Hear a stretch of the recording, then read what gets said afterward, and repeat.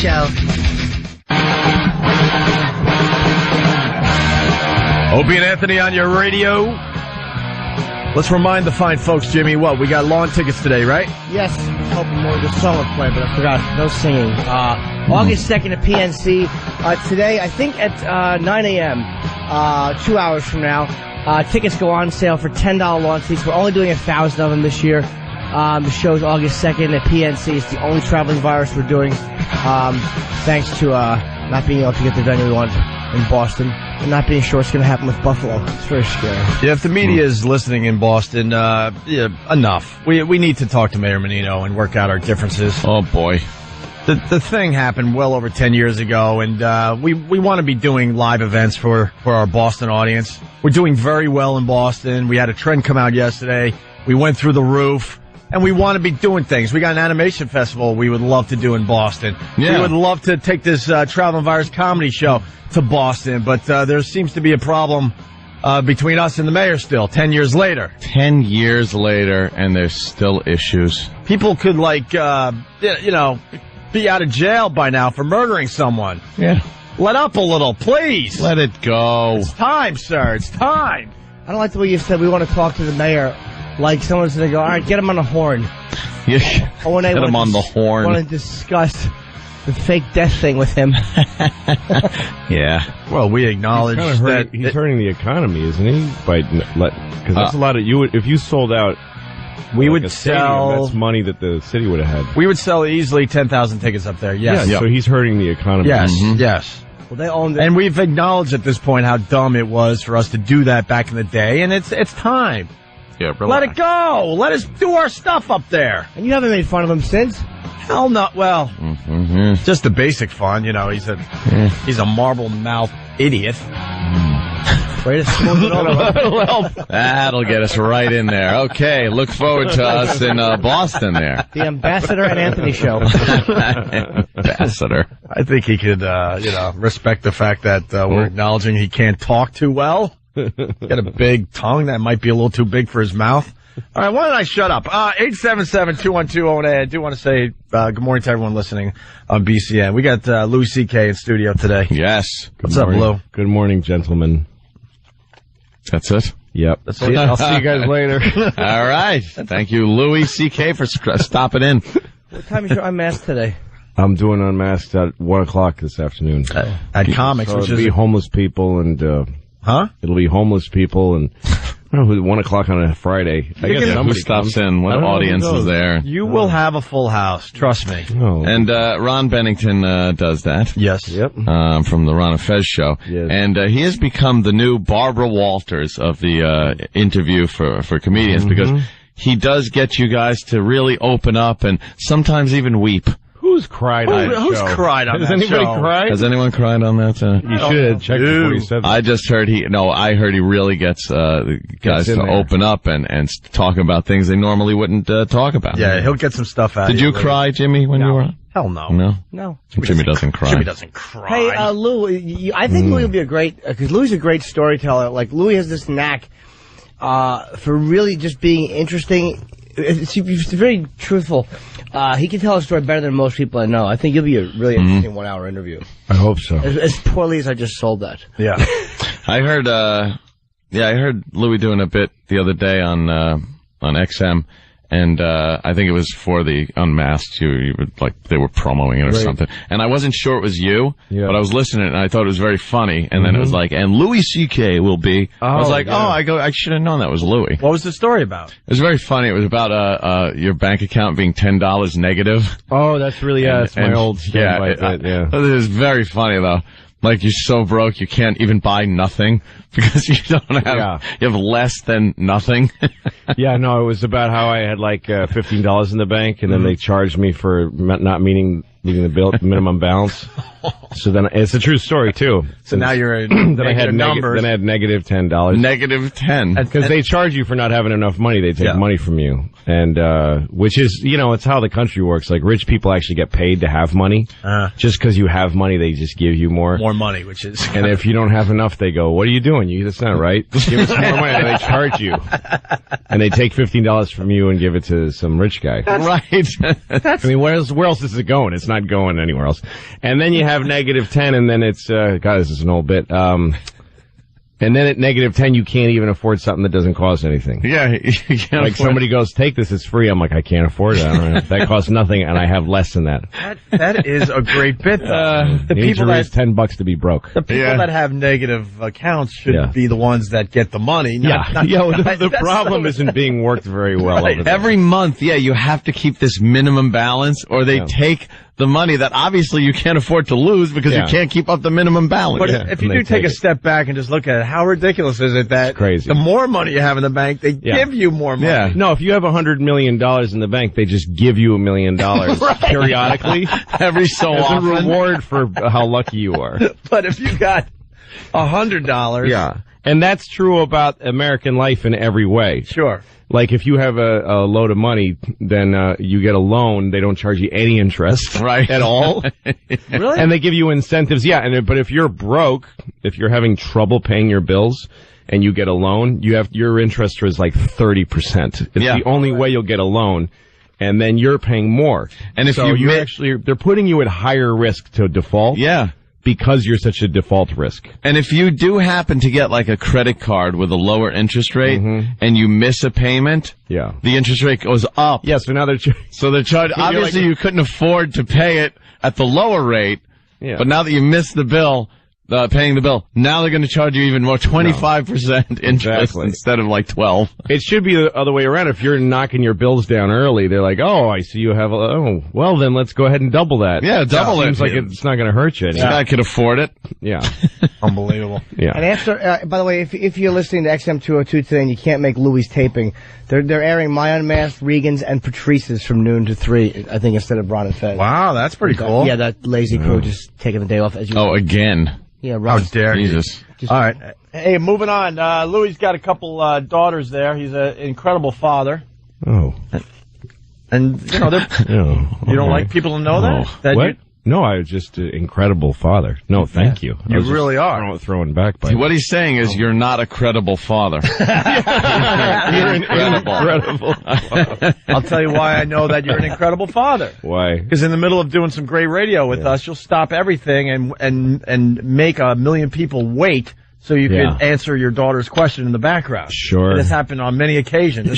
Instead of saying, shut up, daddy's killing, I'll get to you in a minute. Sure. You stop the whole process to make sure she's okay. Yeah, because she doesn't care I'm on the radio. Right. No. She needs to know if... The other day, I was walking with my daughter, the 6-year-old, and we had just come from this school picnic she had, and we were there with her sister and her mom, who I'm now divorced from. But we were all there together.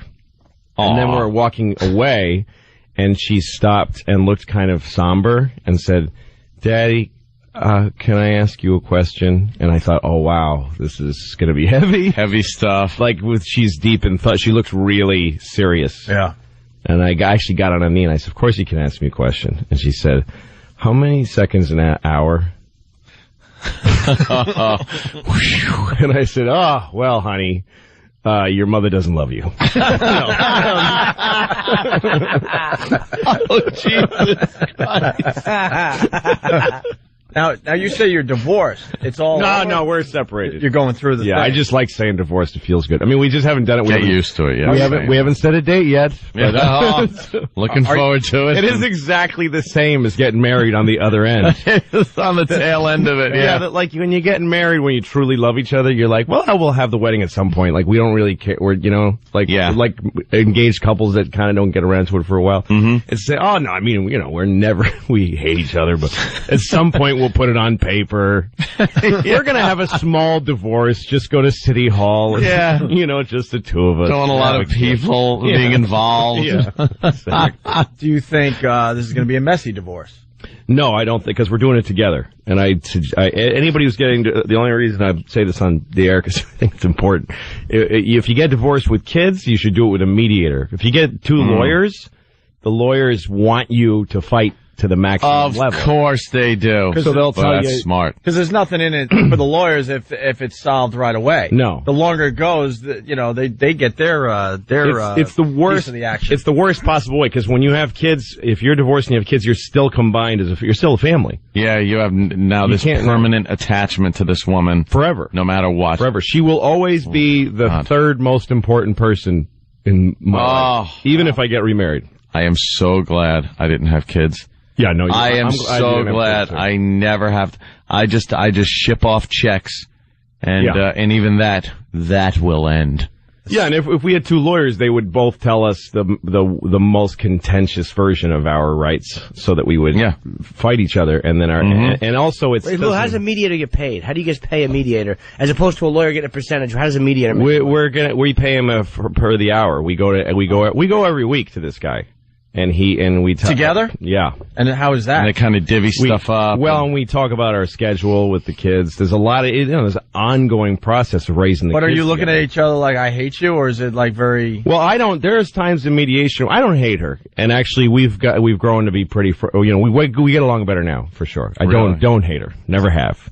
But, when I'm in mediation, I mostly talk to him. Like, I've actually gone through whole sessions where I don't. She could have been wearing a Nixon mask, and I wouldn't have known. Yeah. I'd be sitting there. I would have never gone, whoa, hey, that's weird. Why'd you do that?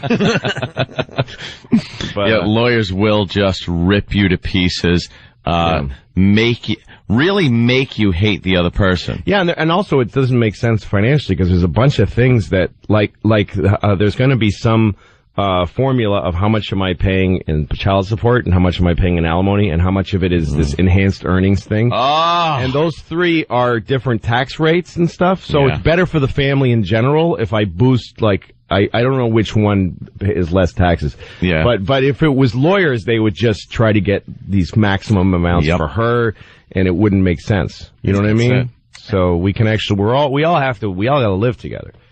So we're doing it with this guy, and we make all the agreements for the divorce together, but then it's written as a contract and it's binding by law. My divorce trial lasted. A court, we can force each other to do it. Once we've agreed to it, it's exactly like a divorce settlement. It's the same thing, but we just did it jointly. Is the mediator a lawyer? He's he's a guy who's part therapist, part lawyer.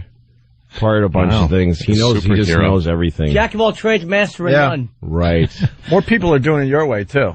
They're seeing the only way to do it. Way to go. It's the only way Anthony, to do it. My actual divorce trial lasted probably 20 minutes before I just sat. I was in the stand, and I'm being questioned, and I just said, "No, stop this. I'm going to settle." Right. I'm just going to walk into a room with the ex, sit her down, no lawyer in there, no nothing, and go, okay. What do you want? We got to settle this. Because I can't go through this. It's awful.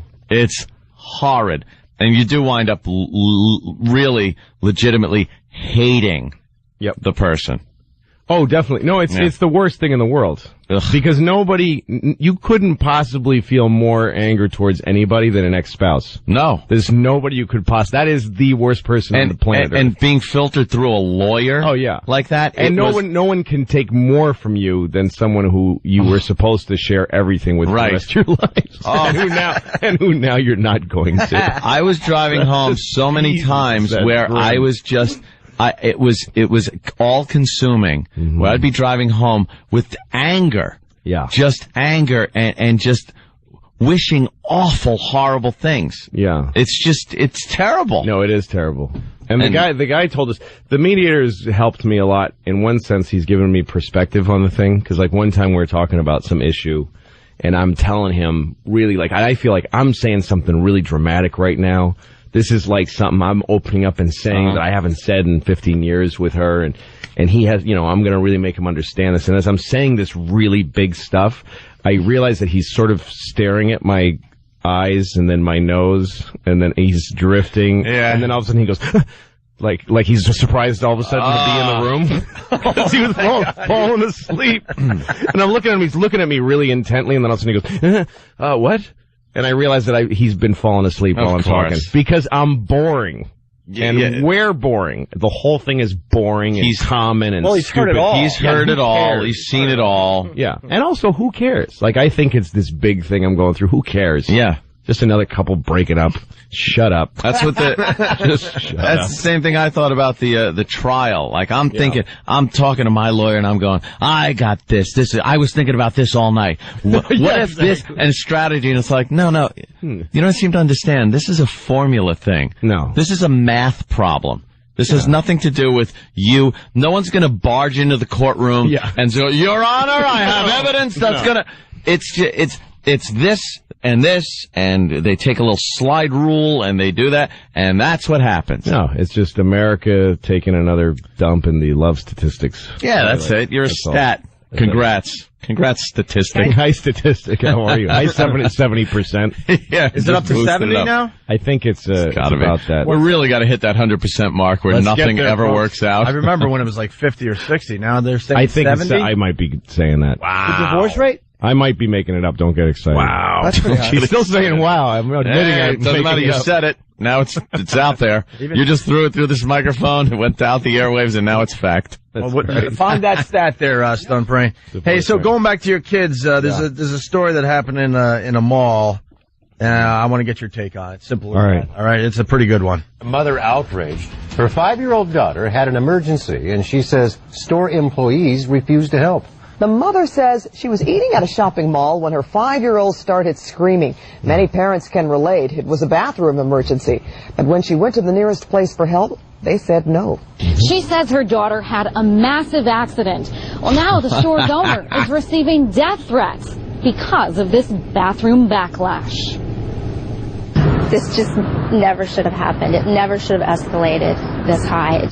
But it did. Now one mother has started an internet campaign. And this store owner... People have called asking if this is my address and said my address to my daughter. And she was terrified. Says she's now getting death threats. Good. The only one that I actually read was the one that said what they wanted to do to me.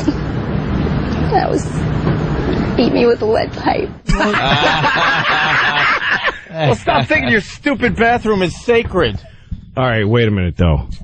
So this mother is starting the internet campaign against the store? Yeah. What kind of stuff? I hate the mother. I hate her. Do you really? Yes, I do.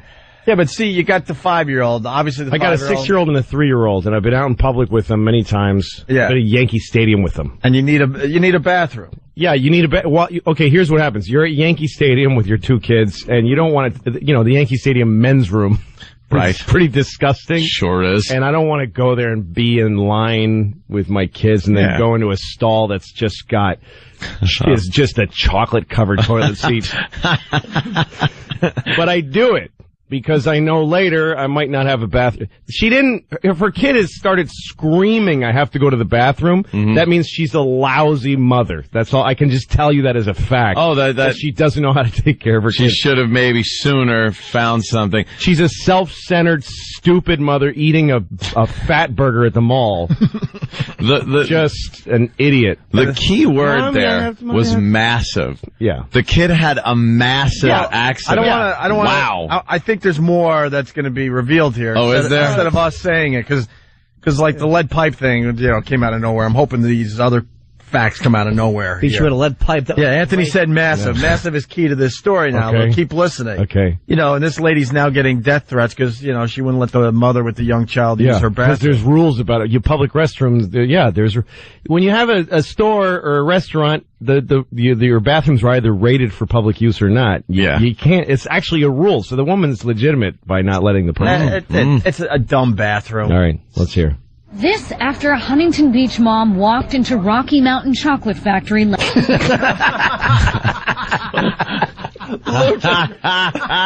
C.K. just did a spit take. Come on. No way.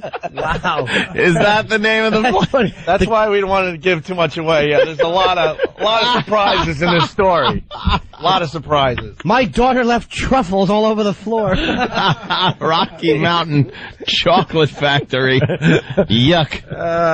Just let her drop one on the wax paper next to the other ones. Right. Let Lucy wrap it up after. Cool, no. This after a Huntington Beach mom walked into Rocky Mountain Chocolate Factory last Thursday. She was carrying the child and she came running over here and she's saying, my 4-year-old, she has diarrhea. She needs to go to the bathroom. My 4-year-old, what is it with saying my 4-year-old twice? Probably so they would know it wasn't for her. Like, Right. Yeah. I get it. No, she had diarrhea. It's not her kid. Oh, how great is this? All right, go ahead. Chocolate Factory. Diarrhea. It's the best day of my life. This is fantastic. Cha-cha-cha.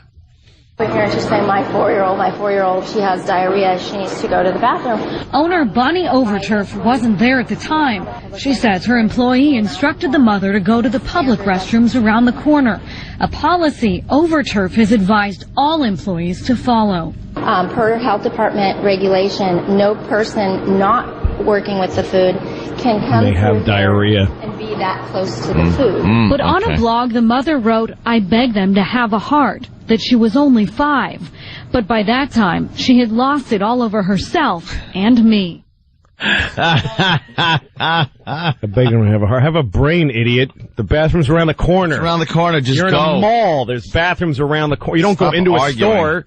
If you're in a mall, you don't go into the chocolate store to use the bathroom. The Rocky Mountain Chocolate Factory. Moron. I don't know. You know what? You gotta let the mother use the dumb bathroom. I hate these. Yeah. They're scum. Just the way they would make, knowing it's a little kid and they couldn't give the kid a break. It's like, so what? The mother's stupid. You're gonna make the kid pay? That store sucks. I don't know, hate man. kids. Well, probably it's not. It's like a bathroom that's behind the counter. It's like Yeah, it sounded like it was in a place where, little it's too kiosk-y. close to the Rocky Mountain chocolate. And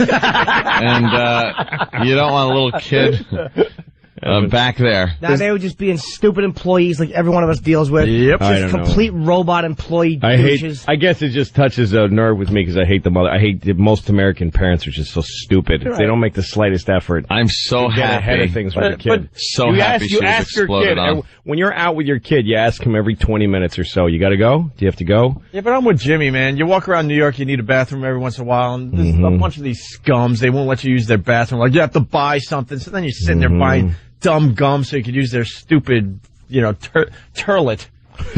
But knowing it's for a kid, it's like, that's what annoys Even me. worse, sure. I've pulled over with my kid at a gas station or something or a restaurant, and they'll go, you can't use the bathroom, and I do get mad.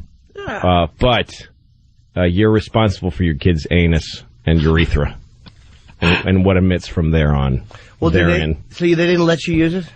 Yeah, that's happening to me before. Why do they lock the bathrooms at gas stations? Does anyone know the answer to that question? Comedian Frank DeVigo had a funny joke.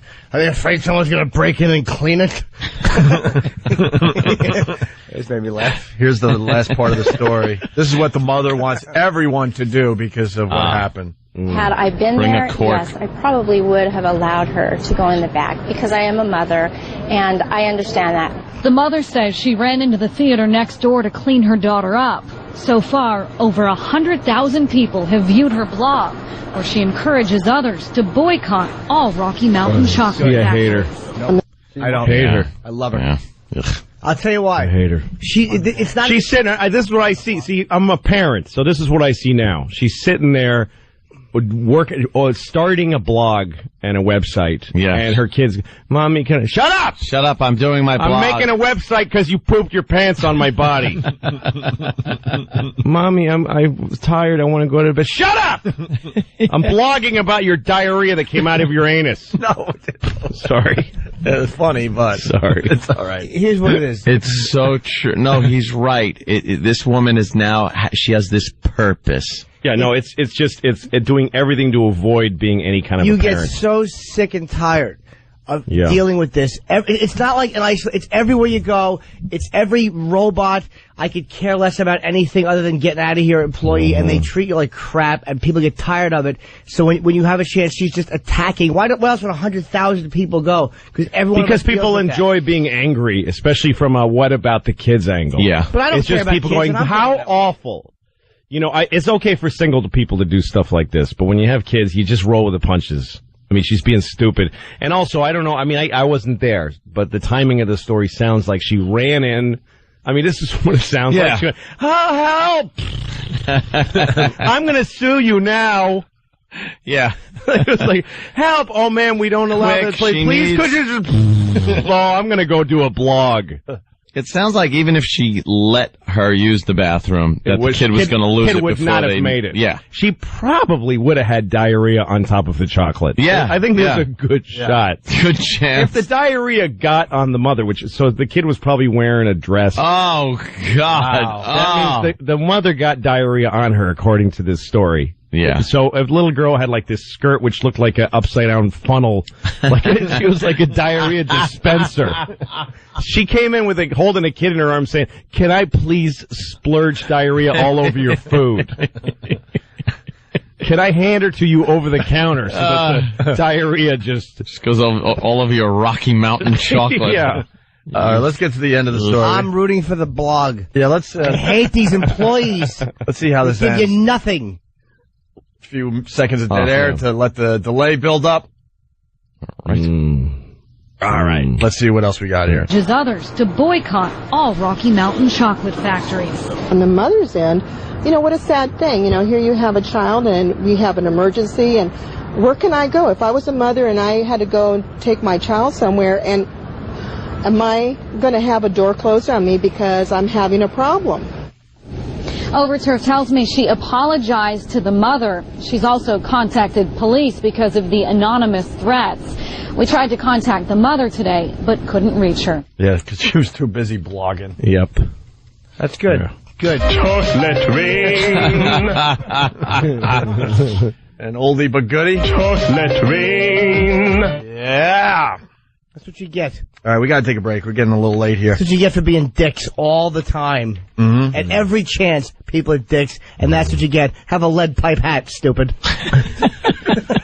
Wear it in good health. As we go to break, we got two things happening. Lead shampoo. Two things happening, so listen very closely. We got Louis C.K. in studio. He's going to be at the State Theater tonight in New Brunswick, New Jersey. Tickets available by calling 732-246-SHOW.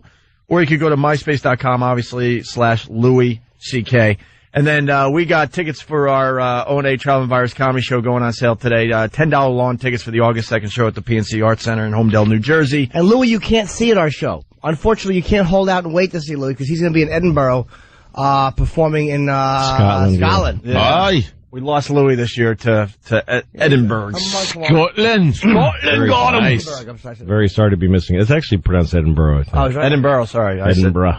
I don't know. So Louis, if you want to see him at State Theater tonight, but we got our $10. It's a new hour of material too. So if you've seen me in the last 6 months, you're not seeing the same material. No, it's going to be very good. why Yeah. don't you stop? Back up to an hour.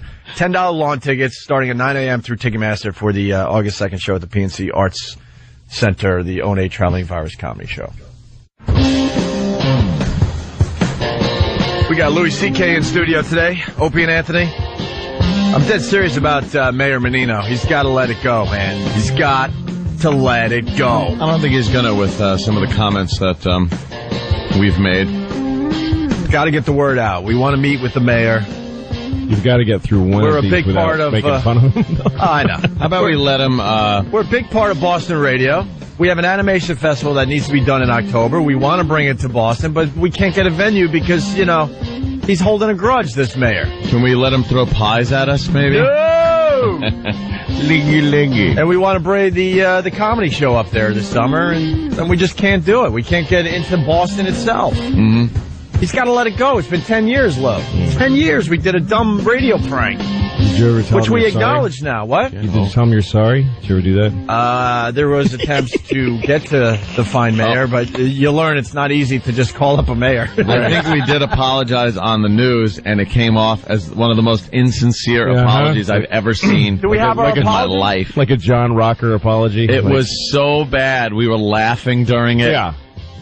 We No, didn't this is know. the new apologies now are like, I am very sorry that you're stupid and you thought I did something wrong. Yeah, that's I'm pretty much really it. sorry of that. You I'm idiot. sorry I did that.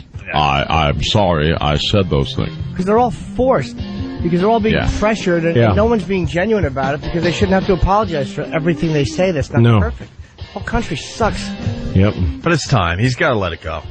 We're going to be around for a few more years, and, we want to do cool things in Boston, and you got to just stop. He's not Stop already. He's not going to let it go, and he's not going to like the show anyway because It probably, look, they're the only He doesn't have city to that- like the show. I'm just saying. You know. They're the only city that's freaked out over the, Oh, the homeless shopping spree. of course, the homeless shopping spree, and of course that, what was that thing that they get carried away? The Adult Swim promotion. Yeah. Everyone else Right. got it, but they think it's terrorism and they shut the streets down. He's a boob.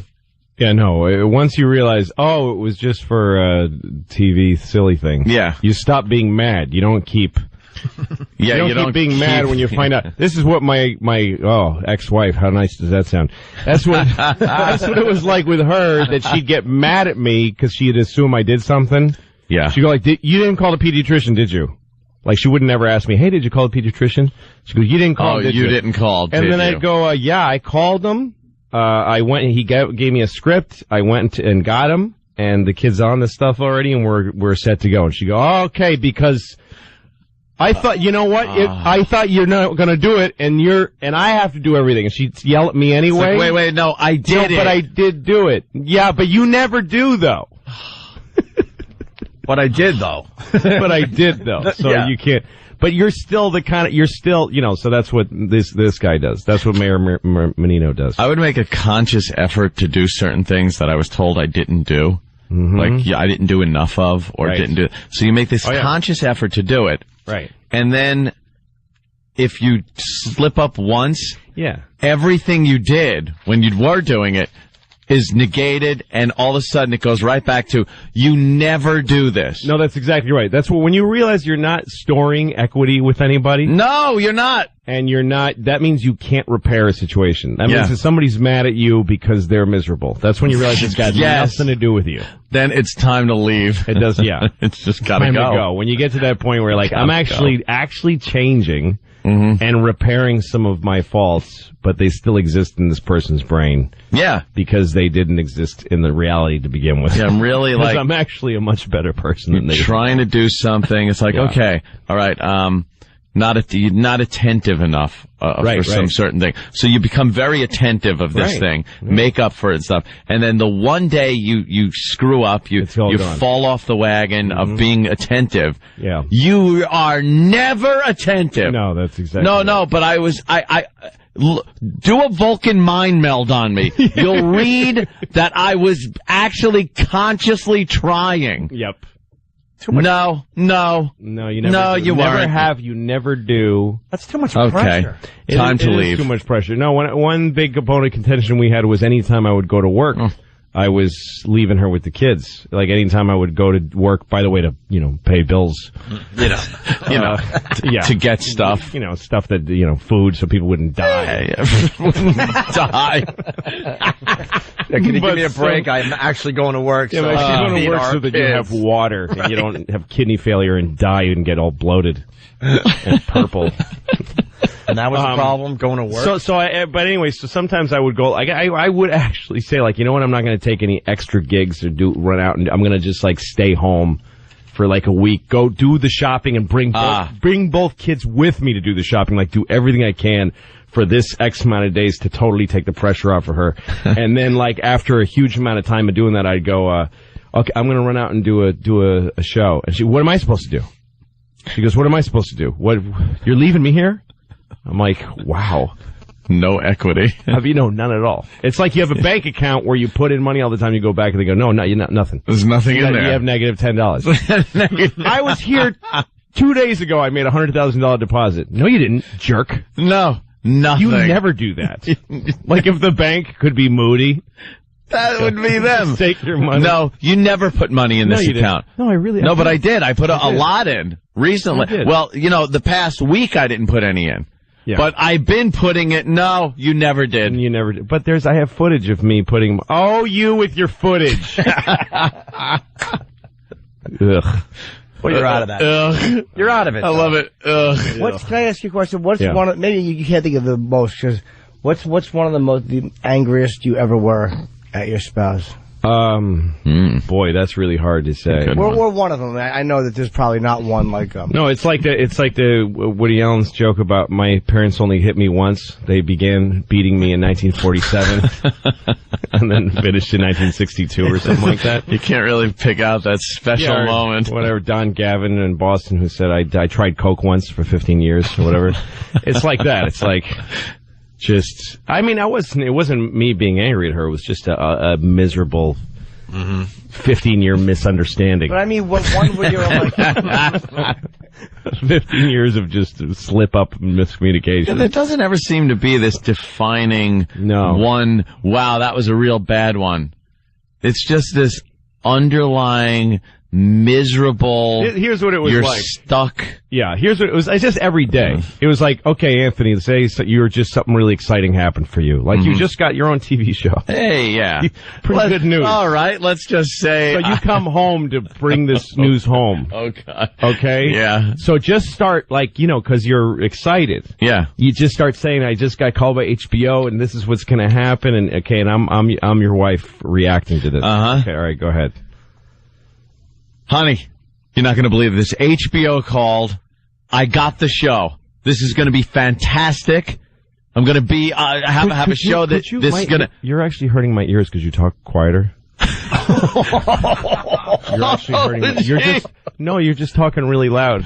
Could you just talk softer? Oh, you want a little softer? Yeah. So could you talk softer? Well, HBO called, and they picked up the show. I don't know what what does that mean? You always assume I know everything about what does that mean? Are you kidding? Are you kidding? Oh, God. And then eventually you go, forget it. Forget it. What do you mean forget? No, don't start saying I don't appreciate what you do. Don't go there. Look, I'm going to go outside. And then you go outside, and you go around the corner of the house, you smoke a cigarette, and you stand there going, what do I... And you tell the dog. I used to tell my dog good news. And the dog would be excited for you. The dog was his tail's wagging. Whapping her tail on the floor. You just knew the dog was excited for you. So, hey, listening as you lob like on the peanut butter. Yeah, exactly. Slather it on. All right, now go to work. On. I suck. Oh, that is horrible. Let's go to Max in Dallas. Max, you're on the Opie and Anthony show. Yeah, what's going on, guys? Hey. Man, I love Louis C.K. He is my favorite comic. Dude, you are a funny bastard. Thank you. But I had a question for you. Did your soon-to-be ex ever play that, I call it the psychic game with you? You come in, and she doesn't say nothing to you, and you look at her, and you go, what's wrong? And she goes, you know what she did. Psychic game. I don't know what I did. Why don't you tell me what I did? Yeah, and then I always used to say, well, you know what? Whatever it is I did, I hope I do it again 10 more times just to piss you off. It sounds like you might be part of the problem, sir. Yeah, perhaps. What can I say? I don't know. This is all softball stuff to me. This is all the usual. Yeah. This is all that's surmountable. Yeah. That's dealable withable. Well, let's go to Brooklyn. Tony's got something. Tony, what do you got? Louis C.K., you get the props of the day because you are right on the money. There is no equity bank for your feelings, and whatever you think you're going to do right, you're never going to be right. You are the man, buddy. Thank you, pal. All right. Punch it out. Hey, we got to go backwards. Remember we were talking about our apology? We found the apology. Really? Yeah, I'm serious about this whole Mayor Menino thing. What year was this apology? 10 years ago. Oh, this is fun. Can we hear it? 10 years. It's been... Yeah, if you're just tuning in, we got a big audience in Boston. The trend came out yesterday. We did very, very well. We're going to be around for a while. And we really, really want to start doing gigs up in Boston again. But last year we couldn't do the comedy tour in the city of Boston. We had to be on the outskirts, right? Yeah. We have an animation festival we want to do in Boston in October. But once again, they're having a tough time finding venues because Mayor Menino is still holding a grudge for what we did 10 years ago. Yep. And I'm telling you, we've admitted that it was dumb and stupid and all that crap. And we did apologize 10 years ago. Yeah. And we just want him to finally let go of this thing. We don't need you to like the show or anything like that, but just let us do our stuff for the Boston audience. This apology was given, we had left the studio Right. We had walked out into the elevator area, and were blindsided by a news camera. Right. That wanted us to tell how we felt about the whole thing, or if we had an apology or wanted to say anything to the mayor and his family. And it was so insincere, this apology. I don't see it that way. Really? I see that we were taken off guard a little bit and did the best we could. All righty. We didn't know there was going to be a reporter and a camera in our face at that moment. Love to hear it. All right, you got it there, E-Rock. Louis, listen closely, I'm ready. please. You think saying the mayor was dead was crossing the line, though? Yeah. Yeah. See, right there. Why are you laughing? Right there is like you thought about it. You went, Yeah. yeah. But that's taking responsibility. I admit it. Is it? Yeah. Yeah. It's an open-ended yeah. Oh my God. Yes. Look at When us. you say something sincerely, you close it off at the end. Yes. Jimmy, you see it my way, right? Yeah. I think you thought about it a little bit. I knew what you were going for, like the, gotta admit it, yeah, you got me. All right, stop Yeah. laughing so we can get through this, Lou. All right, okay. You think saying the mayor was dead was crossing the line, though? Yeah. I feel bad that the mayor's, wife heard it. Who knew that the mayor's family is fans of the Opie and Anthony show? All right. There Why are is. you laughing? Because that is nothing but pure sarcasm. No, and also That is sarcasm. No, it's instead of apologizing, you're promoting the show. Promoting. By reminding everyone, and also all people that are new to you, because it's the news, Right. that this show's for everybody. Even the mayor's wife watches Even the Opie and Anthony mayor's show on WBCN 6 to Well, 9. no, we were at the other joint All right. back then. Oh, yeah. The only station that really rocks. That's Oh, where my we were God. at. That is. What station was that? It's the only station that really rocks, because everyone else that played rock, they really didn't have their heart behind it. We are laughing. We are just laughing. We're not laughing. What a couple of creeps you look Oh, like. I didn't even see the picture. Just ghouls. Oh, my God. We are ghouls. Oh, my God. You look like you're going to go to the Clutter House. And We've been in this business too long. Yeah, that was on Channel 2008 Foundry. All right. Yeah, well, of course, Like a young Steve has to Opie. take responsibility for what we did with our careers before we met Steve. What a Foundry logos all over our old stuff. What an ass Anthony looks like with that hat and that hairdo. I'm just the worst.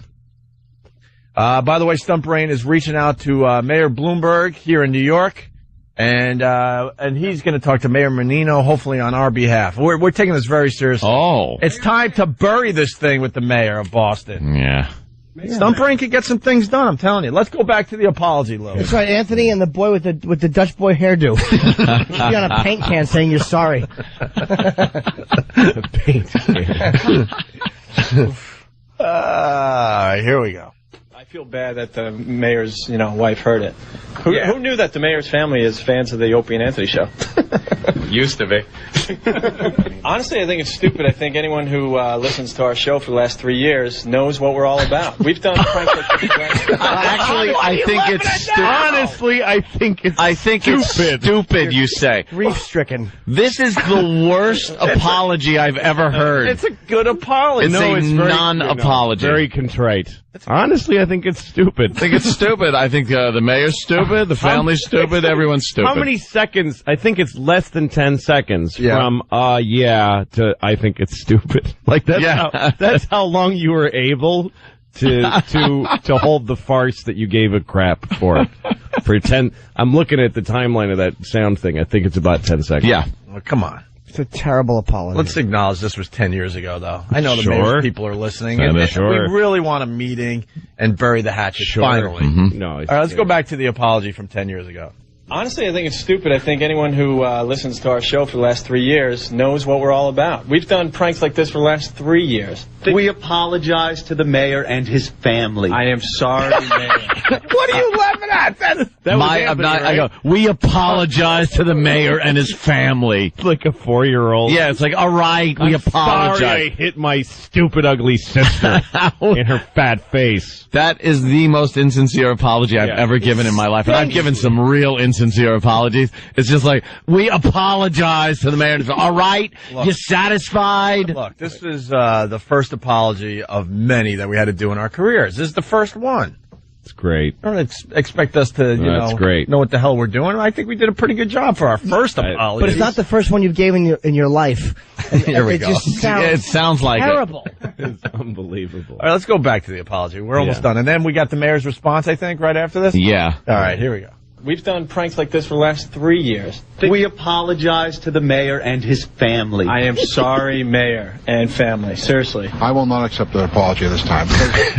I will not accept the apology this time. But you have to accept an apology. Even that one? It's part of the rules. If someone apologizes, you go, you apologized. All if they right. apologize, that was not an apology. No, it You have to accept an apology. Didn't resemble an apology. That was worse than no comment would have been Is there better. anything else left in that? Yes. All right, here we go. We apologize to the mayor and his family. I am sorry, mayor and family. Seriously. I will not accept the apology this time because they went too far. I have a great sense of humor, but this is more than this is not a laughing matter at all. All right, listen though, but it's been 10 years, so let's talk this out a little bit. Let bygones be bygones. It's time. We love the city of Boston, and we want to bring some things there. Also, it was funny to say he's dead. That's Louis C.K. I, at this time, don't think it was funny. Absolutely not, despite the fact I'm smiling from ear to ear at Lou's remark. They're all fair game politicians. Of course they are. But 10 years later, we still can't get things done because of what we did in 98? Come on! Even, Hillary Clinton campaigns with her husband after he had a woman do things to his thing. With Altoids in her mouth. Yeah. With Altoids in her mouth, and she's like, oh, but he's it's not that bad. I need him. All right, it's break time. Louis C.K. State Theater tonight, New Brunswick, New Jersey. 732-246-SHOW for tickets. And let's not forget the O&A Traveling Virus Comedy Show. We're only doing one. Sorry, Boston, because we can't get the venue we want up there. August 2nd, Homedale, New Jersey, at the PNC Theater there. A very good lineup. More comedians to be named. But the headline is 9 a.m. this morning through Ticketmaster. We got $10 lawn seats. Yes. Make sure you get those. Oh, wait, we're going to go to the FU line before we go to break. Thanks for calling the Opie and Anthony FU line. Here's the latest batch of FUs. You have 7 new voice messages. First voice message. I like to send a big FU to the neighbors in the neighborhood that had the barking dog, the old lady with the barking dog. FU!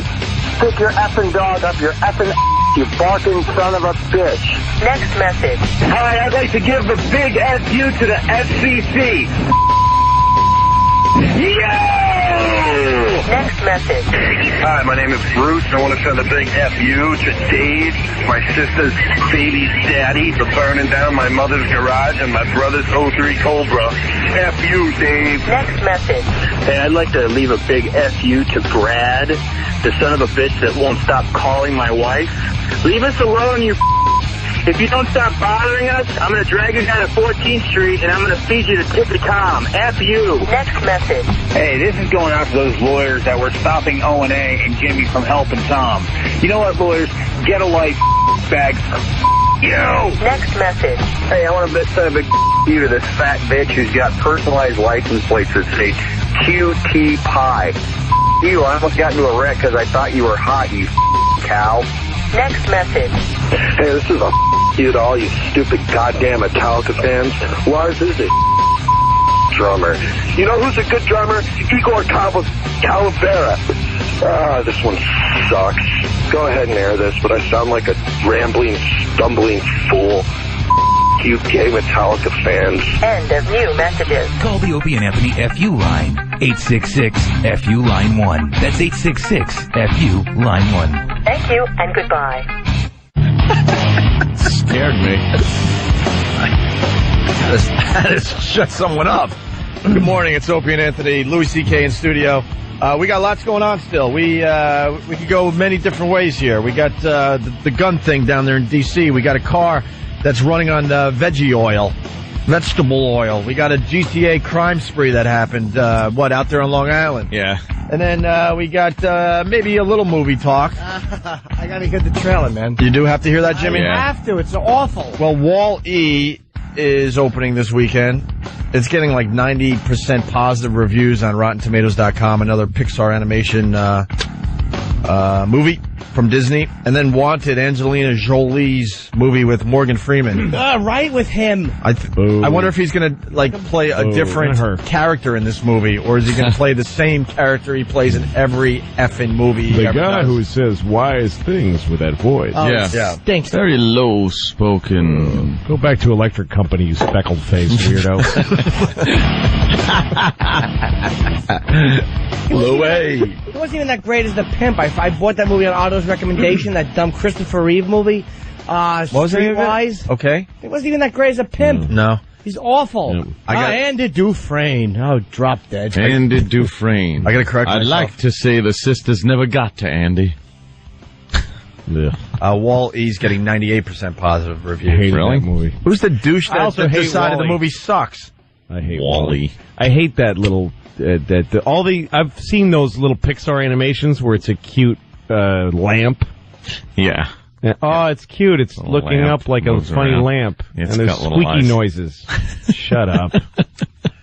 Oh, that was some nerd animator just Yeah, sitting but that's there where it all working diligently. I know what you're talking about. That's where it all began with Yeah. Pixar. It was just a quick little 2-3 minute short. Those little things before movies that would, and then afterwards everybody would go, shut up. It's not cute. Don't like it. Morgan Freeman was good in Glory. I love him in Glory. Yeah, he was very good in that. It was hard to be bad in that movie. It was just a darn good movie. Oh, easy with the language, Lou. Going back to Mayor Menino before we get this trailer on, the people of Boston, they're suggesting that we ask for forgiveness. That's the way to go. We got to be more political with this. Oh, so Anthony forgive and I are asking forgiveness today. It's a Catholic It's been city. 10 years. We're asking for forgiveness from the mayor because we really want to bring some of our stuff to Boston in the very near future. An animation festival, and maybe it's not too late to bring this You need to comedy tour You need up to there. do it with somehow with the Catholics. That's how it's a Catholic city. Yeah, and so you need to Yeah. latch on to a holiday like Lent or something, and you need to get a Catholic clergyman to say, "Oh, the boys have apologized to the Lord. Surely the city hall can." Yeah. You need to get sponsored by a Catholic priest type person. They're good at that forgiveness thing. Yeah, because you give them money and they pretend All right, well, pretend you're good when you're not. Let's get a priest on the phone from Boston. You Give need us to a get a call. Boston I'm sure a lot of them are priest. listening. They listen. They don't. Why would they? Because they listen and they go, "Oh, these boys are not good boys." They listen and they. No, we're good boys. Of course you are. We really are. Yeah, and there's nothing that's happened since the mayor that would cause people in the church to be irritated. Why don't you guys forget it? They forgave us for this. Hold on, Jimmy. They forgave us for the Sex in the Church I thing know down they here did. in New York. Yes, they We're allowed to do gigs all over New York City. That's the Thank thing. you need very much. You need God to forgive you. That's why people have been using the church that way politically for years. Mm-hmm. When you can't get through with the king or the city hall or whatever, this has been happening since there's been a church. You grease the palm of the church and they go tell everybody that God forgave you, and you can't beat that. Yeah. If you get a clergyman to tell Menino and everybody else in Boston that you're forgiven by God, basically, he has to let you back in, or else he's the devil. Yeah, they let us work back here in New York City after what we did. Exactly. Come on. He's really got to stop. It's over. It's done. It's done. Let's talk it over. We're looking for forgiveness. Here's the Eddie Murphy trailer that is driving a lot of people nuts around here. I have not heard it, but I'm sure it's fun. Oh, it's horrible. Well, we've pointed out over the last year or two that Eddie Murphy makes the same movie where it's Eddie Murphy as... And it's usually like a new movie starring Eddie Murphy.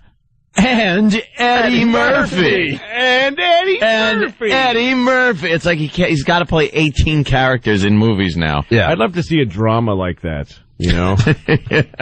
Like, you know, Robert Duvall and Robert Duvall in the cancer story. He plays the rapist and the victim. He's the rapist and the victim and the old man who's dying of cancer. Well, he's all three of them with prosthetics, but it's not funny. Well, and he wears a fat suit, but for a dramatic reason, like a drama fat suit. Well, just when you thought Eddie Murphy couldn't get worse with this whole, you know, and Eddie Murphy thing, listen to this. On July 11th, it's Eddie Murphy in Eddie Murphy. In Eddie Murphy. In Eddie Murphy. See, now he's inside himself. Eddie Murphy is now... Eddie Murphy. I can't even say it. I'm laughing. This is outrageous. Listen, you're not going to believe this one, folks. On July 11th, it's Eddie Murphy in Eddie Murphy. You put that thing down, the guy's an inch tall. You look like a wuss. This summer... Stop. Do you have superpowers or something? You have forgotten your weapon. He's saving the world. The fate of many depend on me. That was entirely too much force. From the inside out. Yeah, boy, yeah! Meat Day, rated PG, July 11th. Here's how this happened. Here's how this happened. A couple of comedy movie writers were on the Paramount lot working on some Eddie Murphy stink bag vehicle. Mm-hmm. And they were just like us talking about, does this guy have any move besides Eddie Murphy and then somebody went, Eddie Murphy in Eddie Murphy. Like, that's how dumb it is. Yeah. And then somebody went, oh Jesus, that's it. We're going to make money. Yeah. And they backed in the actual idea for the movie they started with the tag. That's how movies are made now. They started with what's going to be on the poster. Eddie Murphy in Eddie Murphy. And then said, all right, we'll have him as a giant robot thing. Mm-hmm. And then he'll be controlling him from inside his head. Yeah. How do we get to Eddie Murphy in Eddie Murphy? Yeah. We could make it a gay sex movie. Doesn't matter what it is. And they went into some executive's office and said, here's the next movie. Eddie Murphy in Eddie Murphy. And the guy went, just figure out a way to get to that makes any sense, and we'll give you money and you'll make it. Exactly how that crap I swear to you, that's how that happened. And then they figured out this stupid, and just as long as he goes, ah! And, I do want to talk like this with my mouth wide. And then, of course, when he talks like this, just get him to do those things. And his little laugh. And then we make the poster and take another big dump on you. Sorry, jeez. When did people, like, he's a funny guy. Like, when did he start to become irritating? Like, what? Maybe because he never did, like, a real drama. I didn't like Dreamgirls. Is that why? Like, Pryor did dramas. He was a better actor anyway, but he did dramas. Yeah. Like, he did Lady Sings the Blues. He did Blue Collar. There's difference between those guys to me, because Pryor was like this really genuine guy with this great personality and soul and stuff. Eddie's he's like an athlete.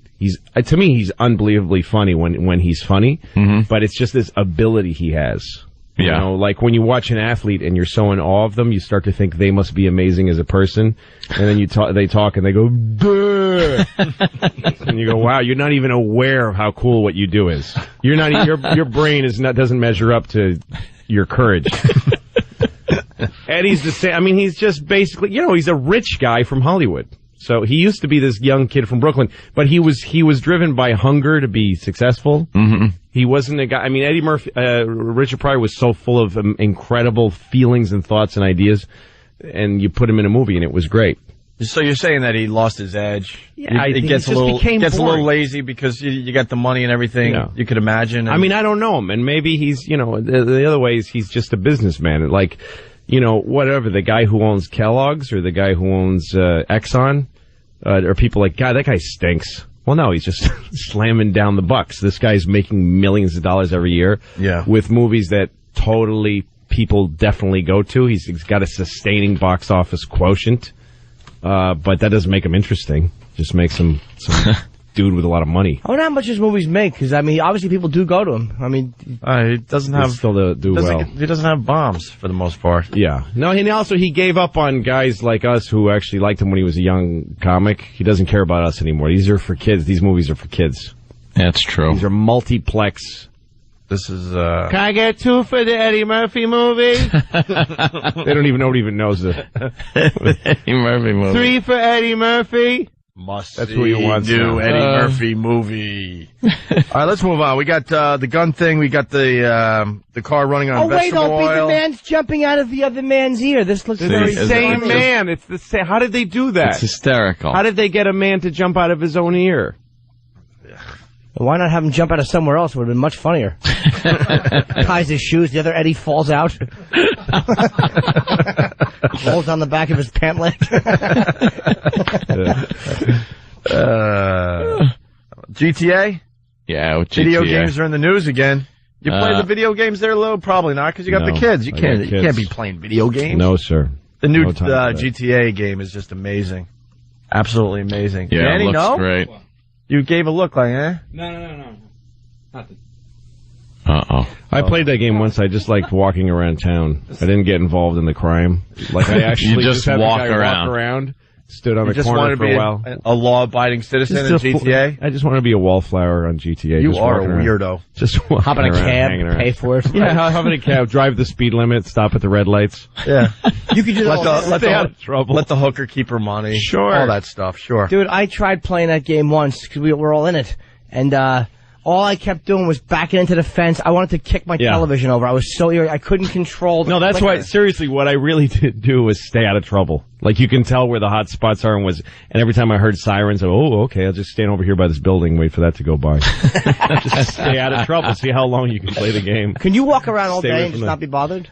Yeah. You can. Yes, you can. I did that for like a couple hours. What's wrong with you? You got to be careful you don't bump into anyone, because that could cause all sorts of problems. It's actually pretty predictable. You hit a guy and he goes, "Hey, I'm gonna hit you back. Oh, I'm in a fight now." All right, shoot him. Shoot him, and then he goes, "Ah," and he bleeds. And then the cops It's not come that after interesting. But the outskirts of the game where you stay out of trouble are actually interesting, because then you're at the limits of what the writers of the game did, that they didn't pay as much attention to, like, stand over by a bush.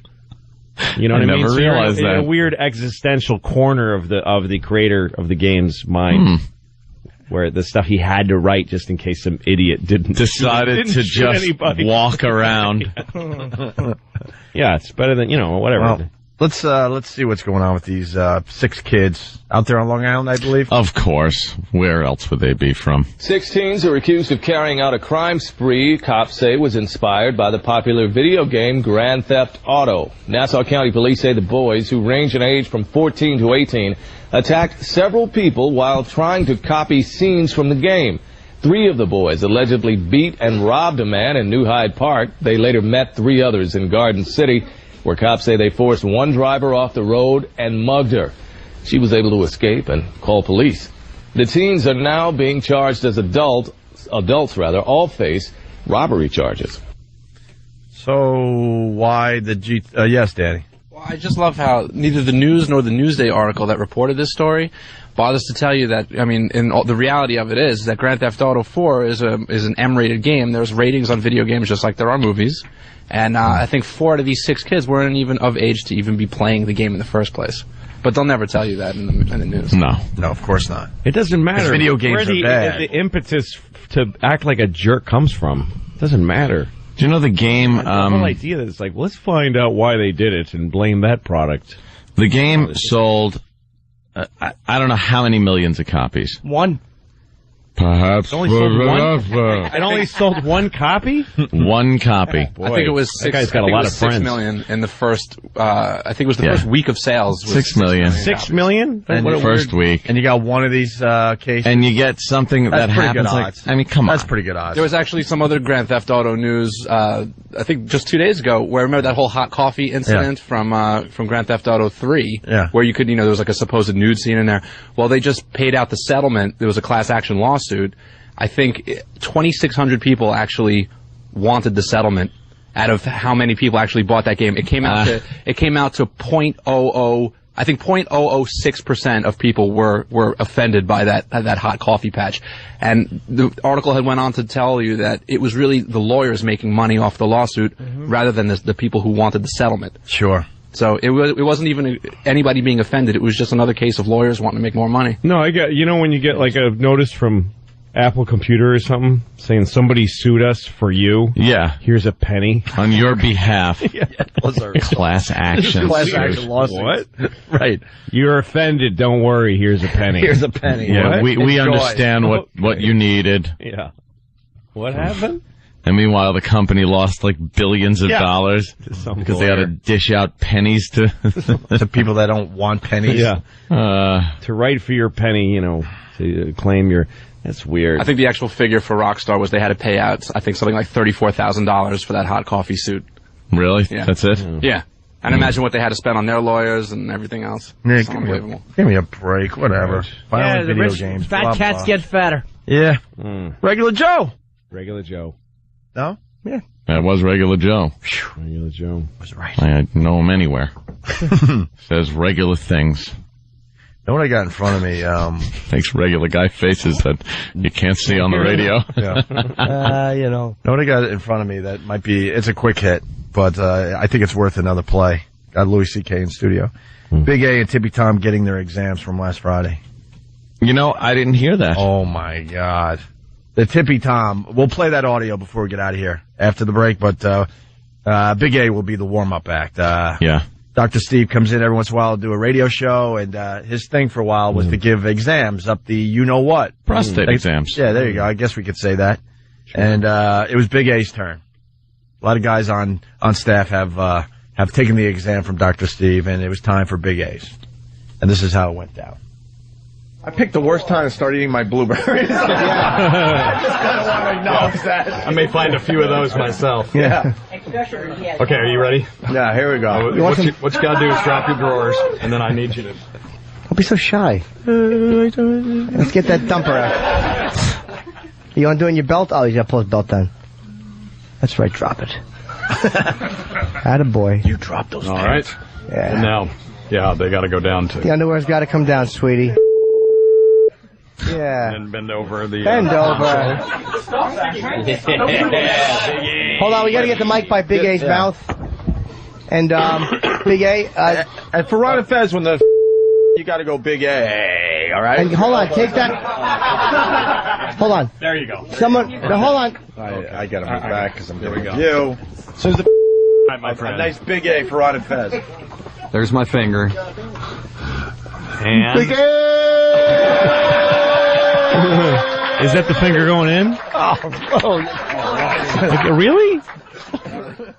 Oh, you're killing me. It's like, really? Sorry. No, it's ridiculous. But I think... Stupid rules. Your timing couldn't have been worse because it was right at the moment, too. There's no way they let that through. Man, I'm sorry. There's no way. I don't know about that. No thing. way. I will. Thing How much I got on me? I'll bet anyone. There's no way that made it. Did it? Yeah. Because you can't talk about We can say anything. prostate You got exams. dumped? It so got dumped. And it was right at the moment, too. Right at the moment. There's no way you can say that. I think it's ridiculous, but rules are rules. He said, here's my finger. And that's it. Yeah. You can say then that. you can't say what it's doing or anything. Oh. Yeah. It's not really. But I'm from the That's school that the stupid. listeners are smarter than we give them credit for. So when you hear, here's my finger, you know what's going on. It's not even about No, that. you're right. It's about the lawyers not. No, look, I don't argue with it. I just don't know the rules well enough. No one does. I'm not, there's no point in arguing like, this is stupid or unfair. It is what it is. It's just I don't know the rules well enough. I keep stumbling. But no one I don't knows. want it. I don't want to make the mistake. Rules. No one knows the. Do you understand? Right. I know, but if you know any version of them, you stay clear. You stay well clear of the border. Don't ever learn the rules, because then you're going to lose your edge there, Lou. Well, because then you're going to overthink things. We'd rather have you just doing your thing, and if they dump out, they dump out. Here's the moment again, because Louis did wreck it. Sorry. There you go. Someone, hold on. I got to move back because I'm doing you. So there's My friend. a nice Big A for Ron and Fez. There's my finger. And Big A!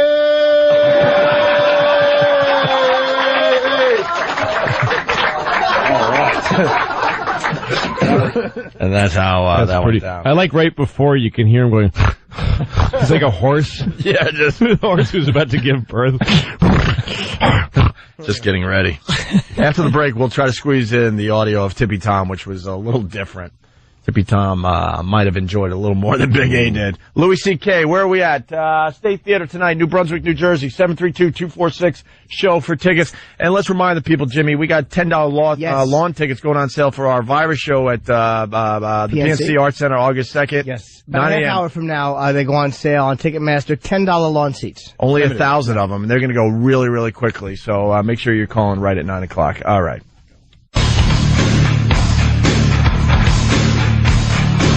Opie and Anthony, Louis C.K., Jim Norton, and you, the listener. What are you doing this weekend? That's a good question.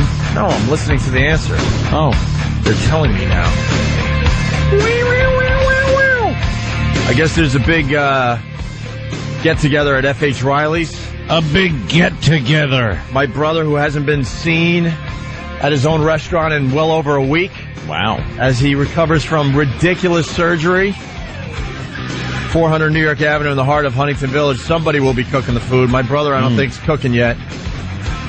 My brother had his tonsils removed.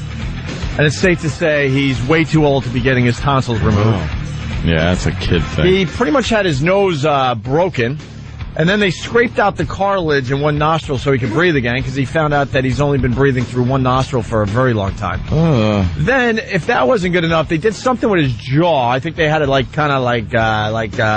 don't know, do something, scrape away at the jaw or something. Was he having this thing when he was was it collapsing on his throat or Everything something? was collapsing, yes. Oh. Yes.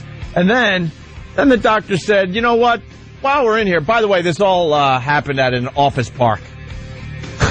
In an office park? And he left a mere couple hours after this surgery. He learned that from my dad. My dad was always all about that. And then he had that punching bag. What is it called? The uvula? Uvula. Huh? Uvula. Uvula. Cut in half, basically. Yeah, I don't know. But he did it all at once. He was smart. He's going to have a bad month, and then he's done. I had a ear, nose, and throat guy tell me, because I used to get sinus infections all the time. If I got a cold, it would turn into a sinus infection. Yeah. He said, we should go in and mess around with your septum and all this stuff in your sinus. Mm-hmm. And I asked him what actually happens. He's like, well, we peel your face off, and then we go in and cut a chunk out of your head, and then we sew your face back on. And I was like, that's all right, I'll have a cold for the rest of my life. Yeah. I just didn't want, it just upset me to know how he said literally like they peel back a large portion of your face. Where do they cut and without scarring? dig in there. They chunk away. But you know what I do instead? I use saline spray up my nose every day. I use it like snuff. Oh, really? I no longer get sinus infections or allergies or anything else. I'm 1,000 times healthier. And it's safe. Because I just keep washing my nostrils. Yeah, but mine are messed up. I can't breathe. I can't breathe at night. I actually called my Uncle Mark yesterday. He's an anesthesiologist. I'm like, can you recommend someone in New York? I can't breathe. I can't breathe, goddammit. That's exactly how it feels. Don't get what my brother got done. I mean, he's going to be all right, but he's in hell. Doesn't matter. His rest of his the life first will be 3 better. days, he didn't even sleep. He was like throwing up blood, basically. He's lost, the last I checked, he lost 15 pounds. There you go. The surgery was good. The surgery was a mere 10 days ago. That's too invasive. And he told me the other day he's finally on the other side of recovery, but it's been a complete nightmare. Can you imagine these guys are cutting your uvula in half? That's I think some of these doctors are really cavalier with that stuff. But it's when like, you're I got an irritation on my face. Oh, let's cut it off. Yeah. Really? I don't know. Might work. Yeah, his wife was, it's not my face. I don't care. His wife wasn't happy when she found out that this was all being done basically in an office park. You know, where they make little electronics and stuff, and then there's a doctor doing this crazy surgery. Right next door, there's a cabinet maker. Right. I mean, it was a reputable doctor, so I mean, but still. So we're thinking about my brother today. He's still in hell. Still in hell. He was smart. Do it all at once. Get it done. I don't care if it feels like there are nails being driven into my nose when I recover. I don't care how much it hurts. I got to get it done. Well, yeah, then all right. We're not going to see you for a while, but you'll see me in a few days. I'm fine. I'll recover quickly. I'm telling you, they call me the quick recovery kid. That's my nickname in high school. Yeah, I would always get surgeries. Wow. And recover quickly? Boom, immediately. I walk right in from the hospital. You must have gotten the girls with that That's right. One damn Robert I heard Redford. you recover really quickly from surgery. That's right. By the way, I don't want people to think I'm crazy. I was listening to the answers, and Jeremy from Maine said he was getting married when I asked what he was doing this weekend. And I forgot his name already, because there's too many people talking to me now in my head. But another guy's going to go check out minor league baseball this weekend, so. Mm-hmm. And they're still coming in. What? I said, what are you doing this weekend? And the listeners were answering me. What? They were, Jimmy. I'm telling you. Are you like that girl from Romper Room looking in a mirror and saying, I see Joey? And yes, that's me. Wow. I hear these people. You're like Pat Robertson or whatever his name is. Yeah, remember those? There's a woman in South Dakota whose knee hurts. Right. Yeah. And I'm fixing her knee. Mm-hmm. From afar, and there's a man. This guy endorses presidents, and people listen. Yeah, and people listen, and he shuts his eyes and does that thing. Oh, there's a man. The problem with your leg will be taken care of within the next week. Okay. Oh, really? There's a man in Wisconsin whose foot is asleep. And I am now waking it up. It's pins and needles now, and now it's fully awake. Praise the Lord. Charlatan. Have you ever walked on pins Guy's and the needles devil. and it hurts so much you think if a guy was chasing me with an axe, I would just collapse from him and kill me right now? Yeah. I couldn't run if I had to. I'd point at my foot and go, hit me here, hit the foot, please, with the axe. I love that. That tingle it's maddening. It's the worst thing in the world. It really is the silliest thing, because it's maddening, but then you find yourself laughing trying to walk on your lame gimp leg. No, it is. It's tickle agonizing. Yeah. All it is, you put it perfectly. That tingle is maddening. Yeah. Like you feel a tingle and you're like, I want my life to end right now. I really want my life to. If I had a gun, I'd shoot myself just to stop this 40-second tingle. It's the blood returning, I believe. Yes, it is. Yeah, it is. Hey, Anthony, what are you doing this weekend? Someone wants to know if you're going to the range, you and Jill. Has she gone to the range with you yet? No, I have not. She's not joined me at the range yet. Yeah, we could do that. Mm-hmm. And then we have a couple of activities, things to do. Mm-hmm. But I don't have any plans. Mm-hmm. Okay. See, I was just trying to relate to you as a person. Oh. See, then you would say, what are you doing? And then people would think we actually, care about each other. What are you doing? I'm not telling you. Why? No, actually, I was doing the range thing because of the gun thing in D.C. Yes. I was actually saying, and then I decided just to make a dumb Supreme joke. Court has Are you a gun guy some there? common sense. I have a gun that shoots blanks. I have a box of blanks. I hear that? A box of It looks blanks. it looks like a 9mm. Yeah. I bought it for this little short film I was going to make once, and then I used to use it when we were upstate. I used to shoot at deer with it. With blanks. With blanks, and they just look at me. Like, we're not This getting guy hit by is the bullets. lousiest shot ever. You're pointing right at me. You're missing. That's loser. psychotic. What, to have a To scare the crap out of the deer like that. Why is that psychotic? You should just kill the deer. Oh, well, I don't know. You can't shoot deer from your backyard. It's illegal. No one's going to know. Yeah. Well, who's going to know, really? I don't obey the law because I don't want to get caught. I obey the law because it's the right thing to do. Attaboy, Lou. Mm-hmm. What's the deer going to do? Go tell on you, you little fruit? Who shot you? The redhead, the Mexican. You'd never think he was. He's dead.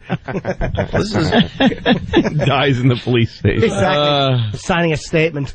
Well, for the gun lovers out there, this is what went down in D.C. yesterday. Yep, biggie. A landmark ruling for advocates of gun rights. It's a great day for the city of Washington and for all law-abiding Americans. With its 5-4 decision to overturn Washington, D.C.'s 3-decade-old ban, the justices have determined all Americans can have handguns. And I'm very happy that now I'm able to defend myself and my household in my own home. The decision, a crushing blow for those who say more guns will lead to more violence. There are too many lives that are tragically lost by accidents and other shootings that happen because the gun gets in the wrong hands. In the wrong hands. Mm-hmm. Gun ownership, it's a responsibility. You have to be responsible. It's also your right.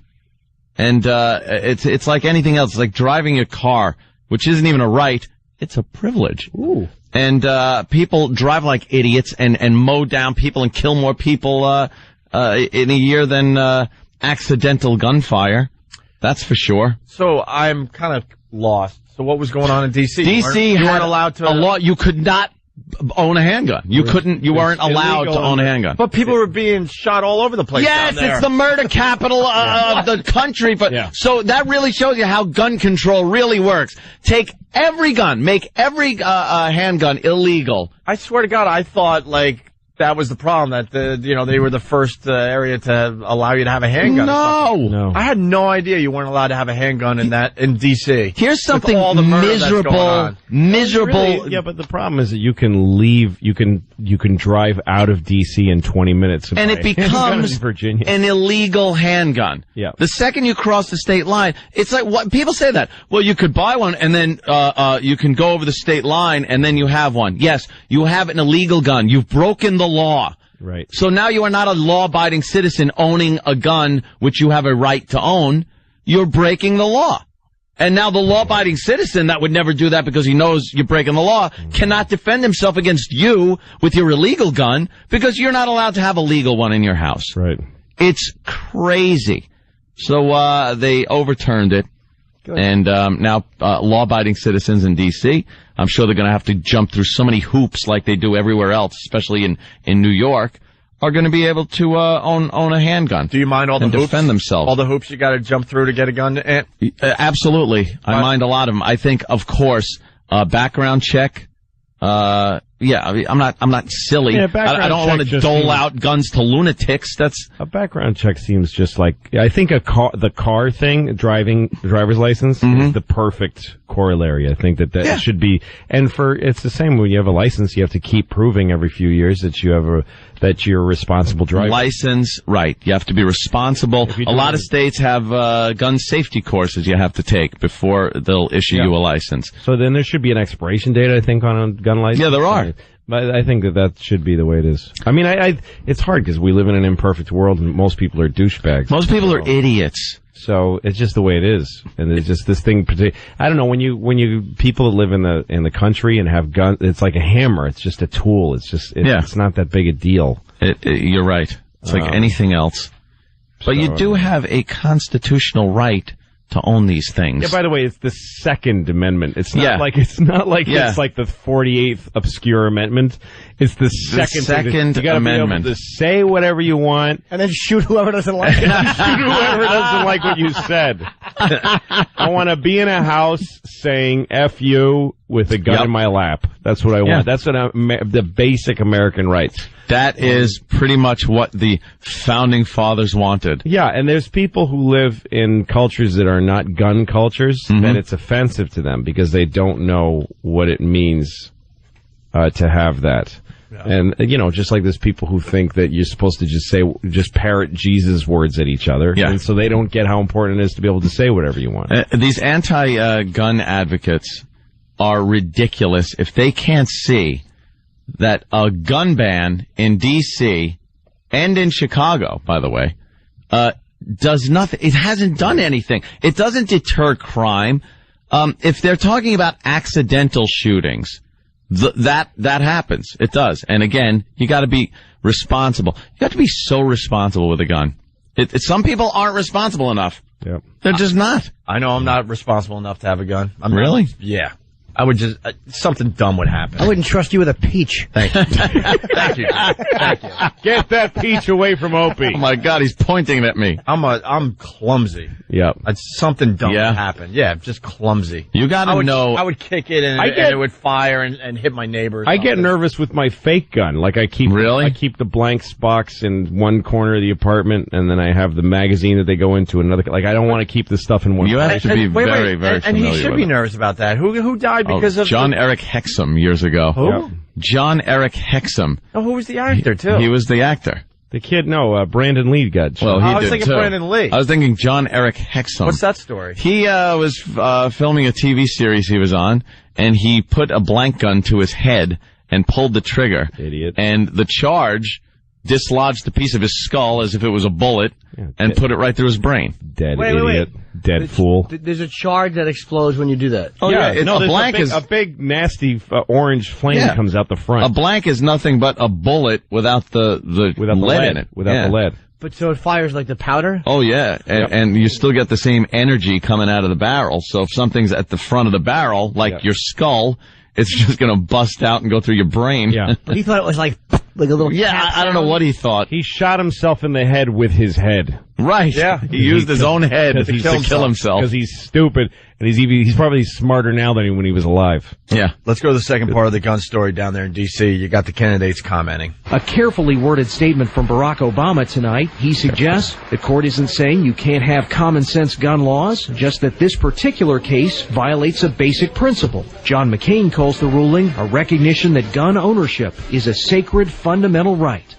Sacred is getting a little... Sacred. Yeah, get a hold of yourself. Call it that. I say call it sacred because people don't understand. Boy, that audio was very surprising. Yeah, very surprising. Yeah, exactly. Well, those dudes are really, it is weird, about as sincere as your apology to the Menino. All right.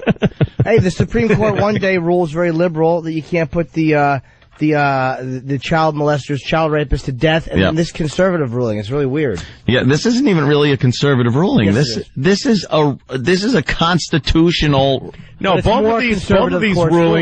of those rulings are actually a good Supreme Court behavior because they're both saying, regardless of how people are upset about something right now, you can't just start changing stuff. You can't. There's a line you can't cross with the death penalty. And there's a fundamental, ancient, basic right to handguns. And regardless of the statistics of today or how things are going in D.C. or how mad people are about these, you can't change stuff. Yeah. And it's the same thing with, yes, child molestation is, on the rise, but you still can't start killing people for a crime that's getting particularly rampant and repulsive to people. But why can't you change if stuff? It's not murder. Well, don't forget, why can't you, though, when this was written, this was just written by guys.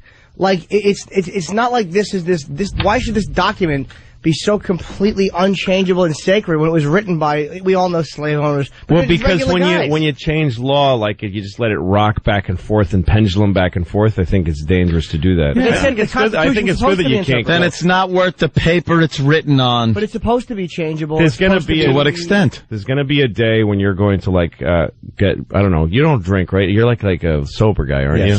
Like a sober guy. Someday the right woman's going to drive you back into the bottle.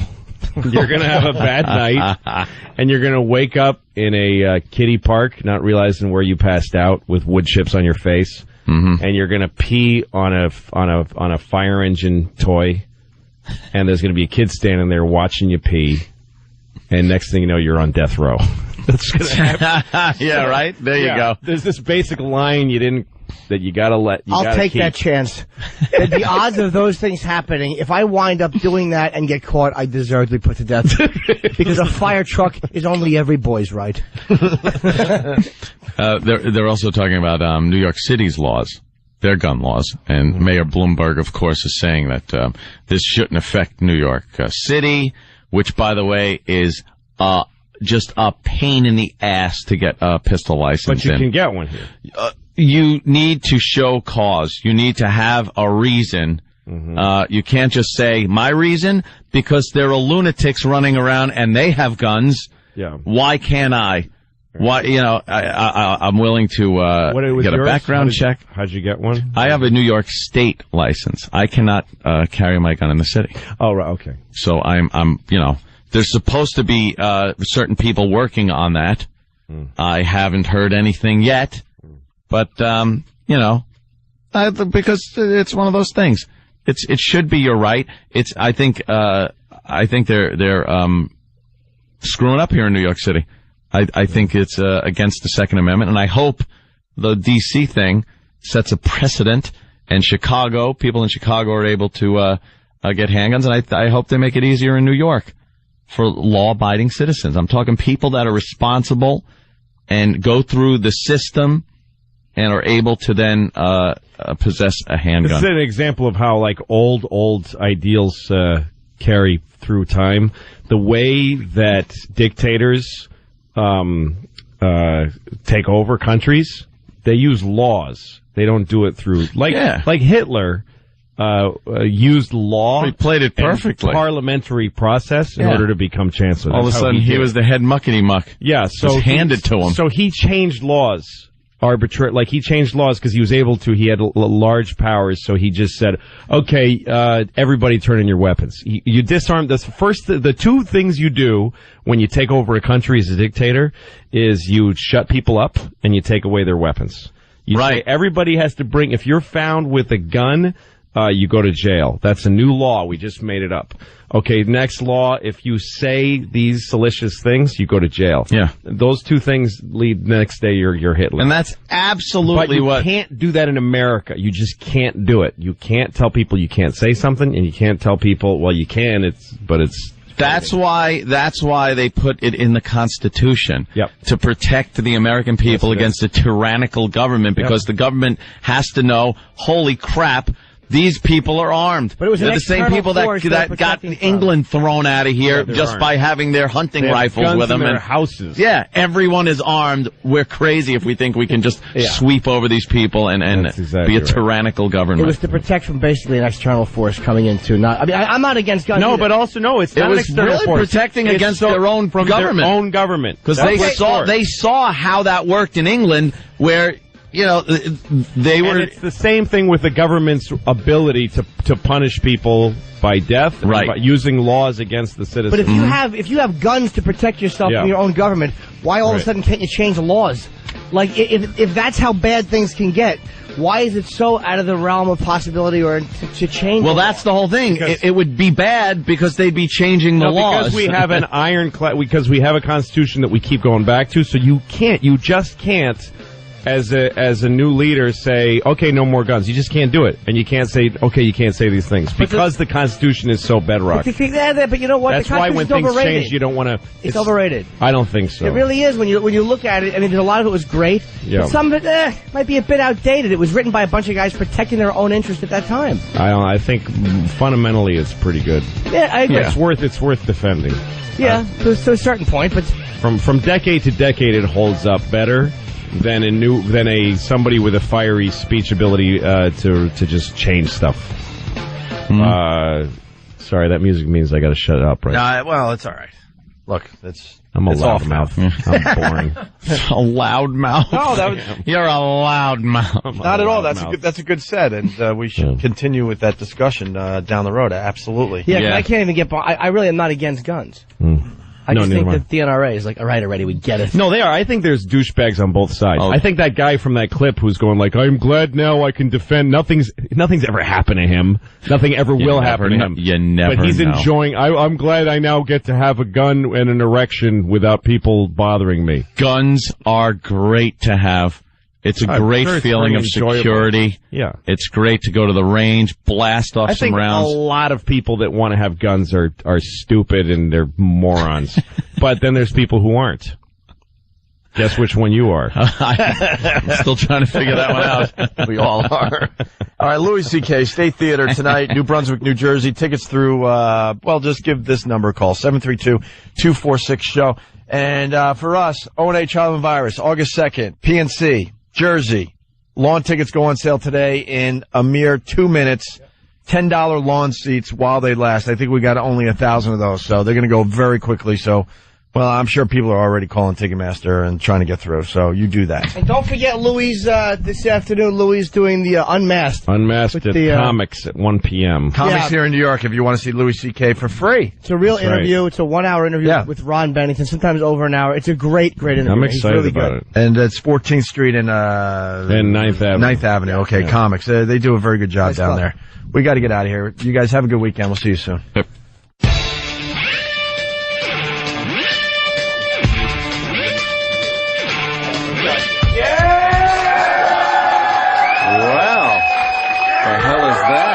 Let it be known I didn't cue them, by the way.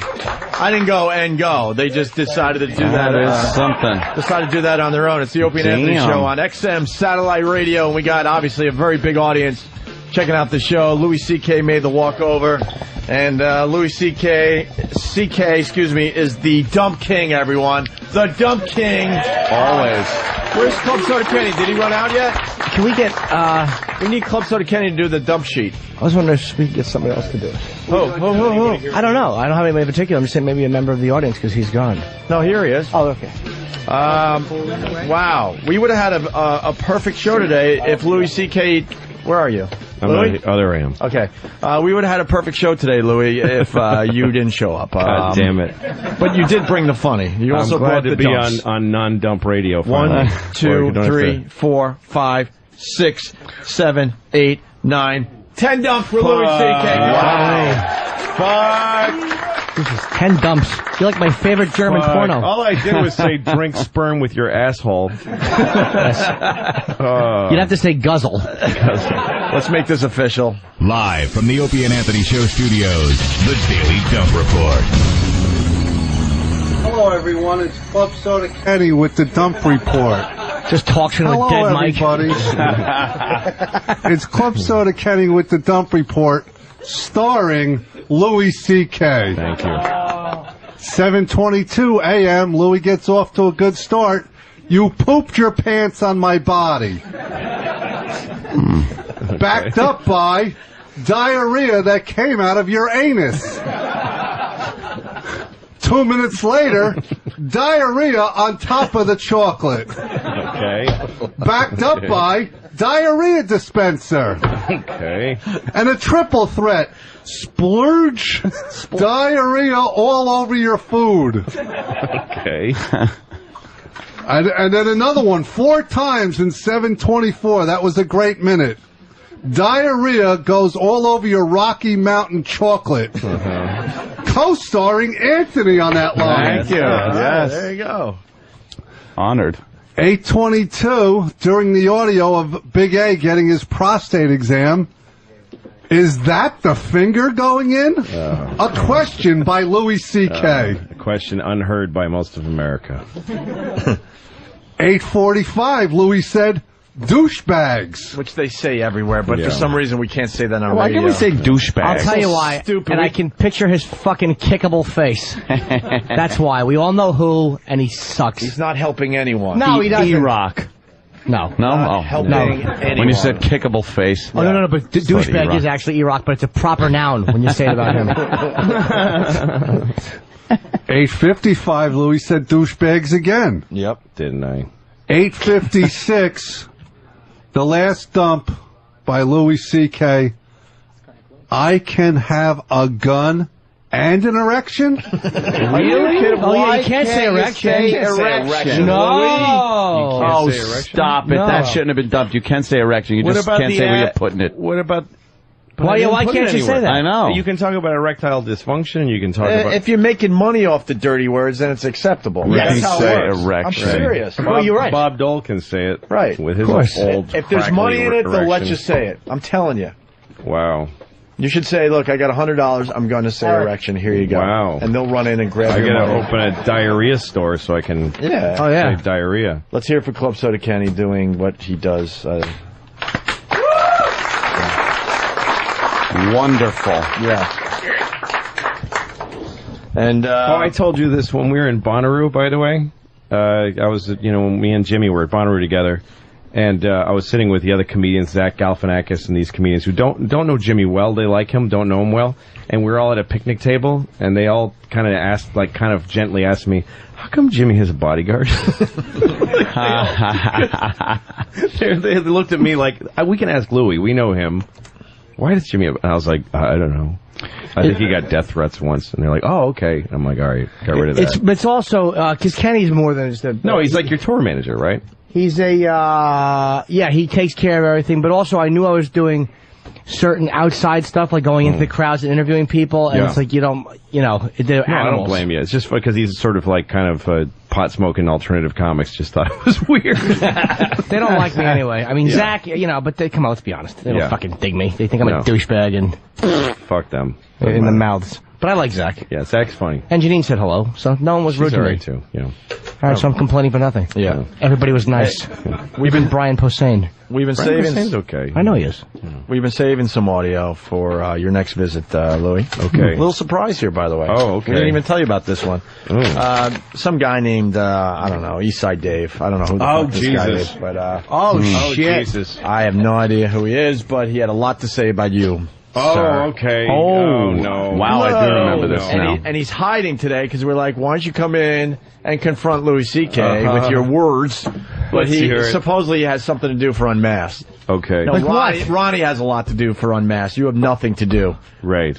For Unmasked. Yeah, what does Dave have to do? Is he going to be there when I do this Unmasked thing? Oh, yeah, he is. He's part of it? I don't. I think he's Yeah, exactly. He sits to find folks. They give. Okay. You know, he walks around and goes, "Here, you're sitting." He's here. a fucking woman. Yeah. Okay, so what did he say? This is did he say that's on this show or this is on his show? Ron and Fez. On Ron and Fez. He was completely sober when he was saying this stuff. Okay. And this is Eastside Dave going off on you. Lou, you all right? I hate that guy. You all right? I hate him. You were making I recognize his value to this show. Oh wait, where are we at? E-Rock, what'd you give me? The first track is what set Dave off. This is what I said about Eastside supposedly Dave. you started. Okay. Right, okay. I didn't know that. So this is you talking about Eastside Dave. Yeah, all sure. right. Sorry. Needed the setup. Lou, you all right? I hate that guy. You all right? I hate him. You were making I recognize his value to this show, and I understand he's funny, but I can't take it.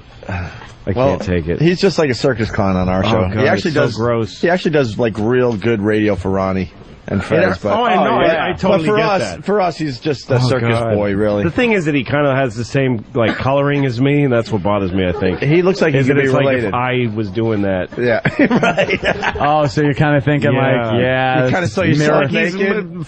He's fucking up our people, you know. It's the redheads and you remind me of me a lot when I was a kid. Kid. You know that this movie I'm doing when they ask me to shave and they when they do my hair they stick it way out and I dress in a disgusting wife beater and sweatpants. Yeah. And I'm playing a really disgusting loser. That's my role in the movie. And once they did my whole thing, I looked in the mirror. I'm like, I'm Eastside Dave. That's what I am. I'm playing Eastside Dave in a movie. And he's actually informed the character I'm playing in the movie. Like I think about him. That's I helping. get a little sick, and then I do it. You're researching your part. All right, we're back live. So you started supposedly. Yeah. Okay. You just don't like him. What day was that? When he was pulling something out of his ass? I think he stuck a lollipop. I mean, like it matters. He stuck a lollipop up his asshole. Mm-hmm. He was naked. Yeah. And then he ate it and then threw up into a bucket. So I guess I chafed at that a little for some odd reason that bummed me out. All right. Eastside Dave started with Patrice. He had something to say about Patrice first. Patrice is a good guy. No, you know what? He's not a good guy. I try to say hi to him every fucking time he's in there, and he ignores me. Just because I shoved a dildo in my ass and all this and bagel in my ass. And that bothered him. He was bothered. So by what? That. Yeah. Patrice doesn't like white boy fun. Right.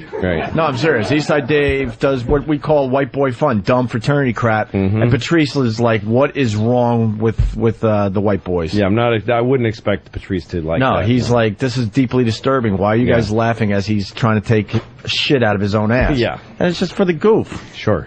All right. And then finally, Dave got into you. Okay. To a black guy. Wait, hold on. He has a thought. Sam. Yep. What did he say about me? He didn't like you. Louis C.K. says he doesn't like me, and then he says he's acting in a movie. Oh, no, come on, Tito's. He's acting in a movie, and his inspiration is Eastside Dave. What the fuck does that mean? So he hates me. Well, you know what, Louis C.K.? I'm coming for you. I'll fucking hunt you down, bitch. Anytime you want, Ron Fez show, noon to 3. It's getting a squared circle. See, now... Yeah. He has his opportunity right now. He said he would hunt you down. You are here. Where is Eastside Dave? Easy to hunt you down. Exactly. You're a pheasant sitting here with your feet up on the desk. Yes, I was scheduled to be here. I didn't have to track me. There's no real surprise here. Yes, it was on the schedule for about a week. And then he continued. He had to sing a song to you. Oh my God! Does even Louis C.K. know where he is? He's in the jungle, baby. You're in the jungle, baby! You're gonna die! Get in the ring, motherfucker! You heard me, Billy? Or Louis? Or your fucking name, Billy? Billy. Put your headphones on, that's it. I'm gonna get you, Louis C.K. I'm gonna fucking make you pay, bitch. I'm gonna fucking get you like St. Louis riots '92. Slap your ass around like that fake photographer. This is Dave babbling about. And that's the reaction we were hoping for. Nothing. Nothing. Because what is he doing? But he continued with his song. Okay. In the jungle. Welcome to the jungle. That's it, nigga. I'm gonna fuck you up, Louis C.K. I'm gonna get you, Louis. Serpentines like poison and snakes. Woo! Come on, Slash. Come on. Oh, Axl Rose is the fucking best. Woo! Come on, Louis. You fucking bald HBO prick! Welcome to the jungle! Be a day by day! Listen, bits and butts, bolts, and it's Holy shit. Wow. Can we at least get him on the phone? Bald HBO prick, is that what he said? Yeah, something like Okay. Wait, Dave, tell us how you really feel. Yeah, I know. Oh, hey, Sugar-coated. regular Joe. Yeah, for regular Joe. Well, maybe we shouldn't play the rest then. Cause There's more? There's a few more. It's very hurtful. Yeah, it's very hurtful to Lou. It's hurting my feelings a little bit. In the jungle! Louis C.K.'s from jungle! He's gonna deal with his Sunday, baby! With my cock! With my Valtrex cock, baby! Opie! His Valtrex cock. Wow. Slash again. Come on, Slash. Thanks for the narration. Is it high you never? Louis C.K. so fast. So fast. So fast. So fast. Yeah! Wow.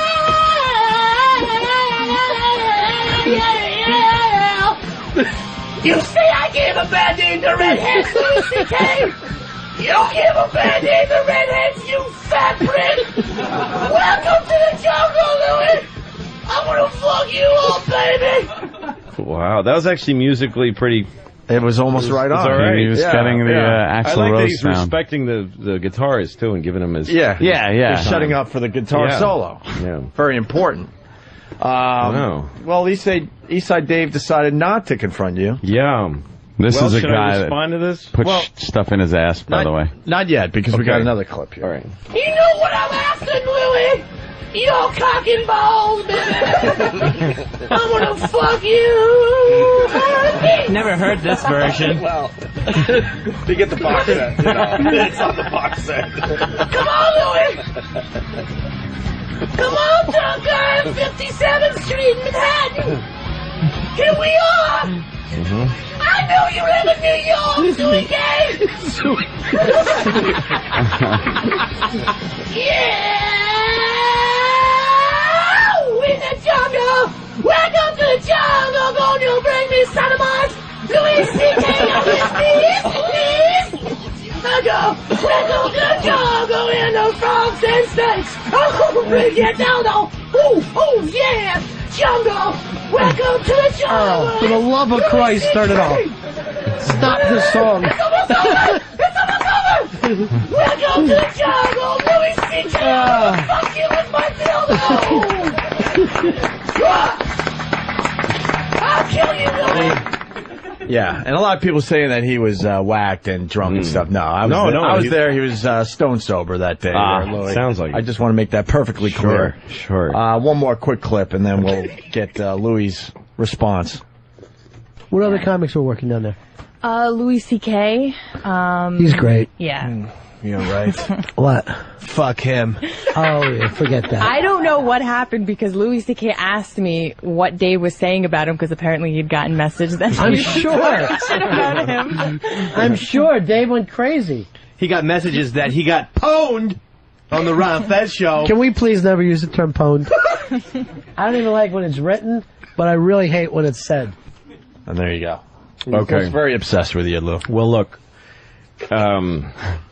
you know... Are you flattered? Yeah, here's the thing. Okay. I feel bad. I'm sorry about what I said about it. I mean, you may be surprised. I probably it's better radio if I come back with a lot of vitriol and hatred, and say fuck him. Of course not. I feel bad that I hurt his feelings. That sounds like somebody who's really hurt.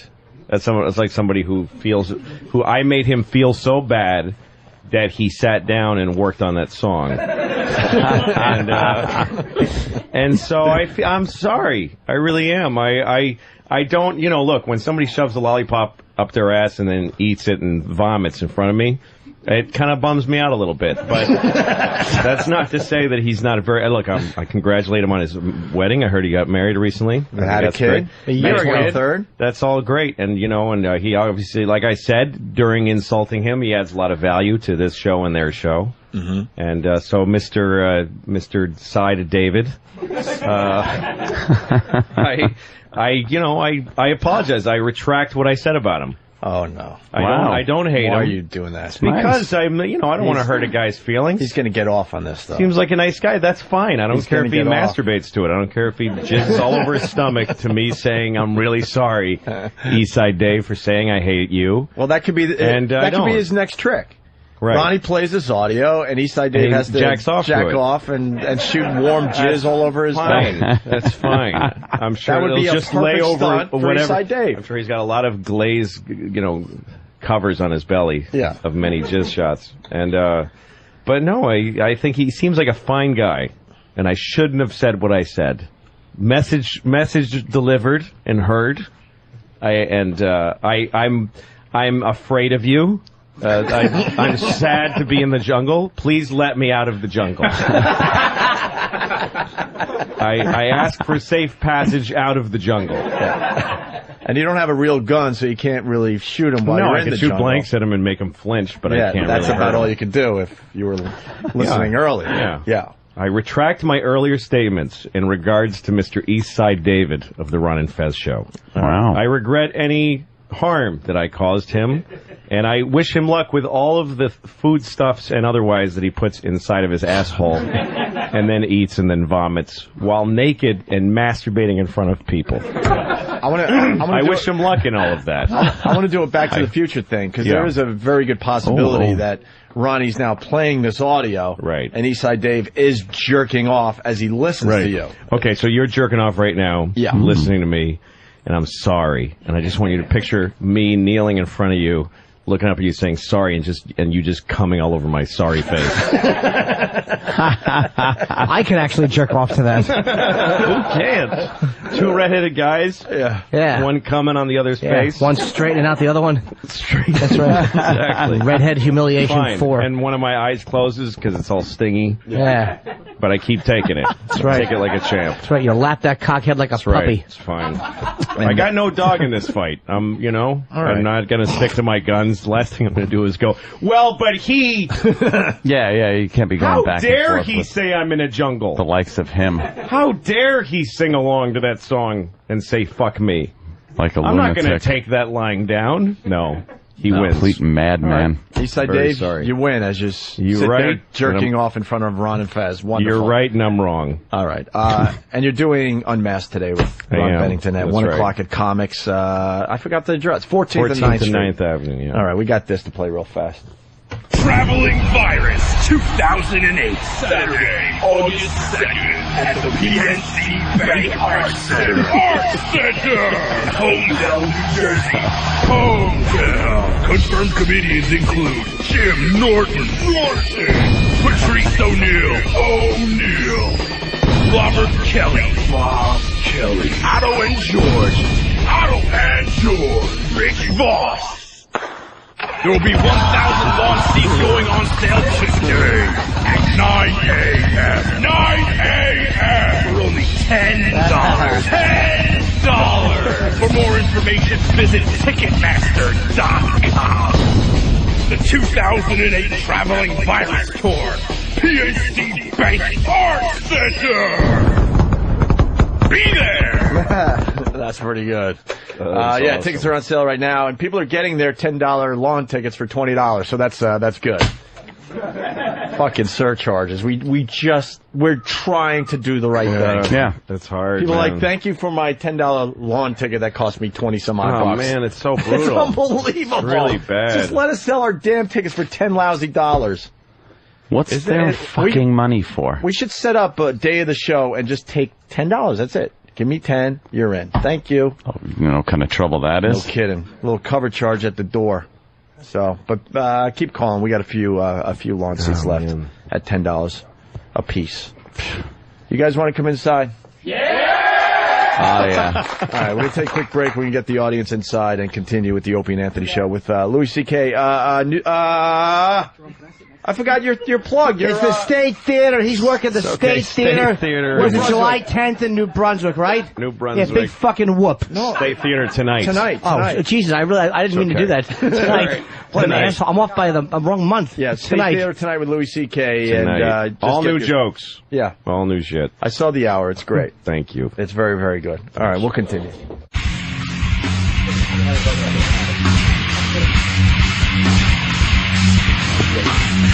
We're back with the Opie and Anthony show.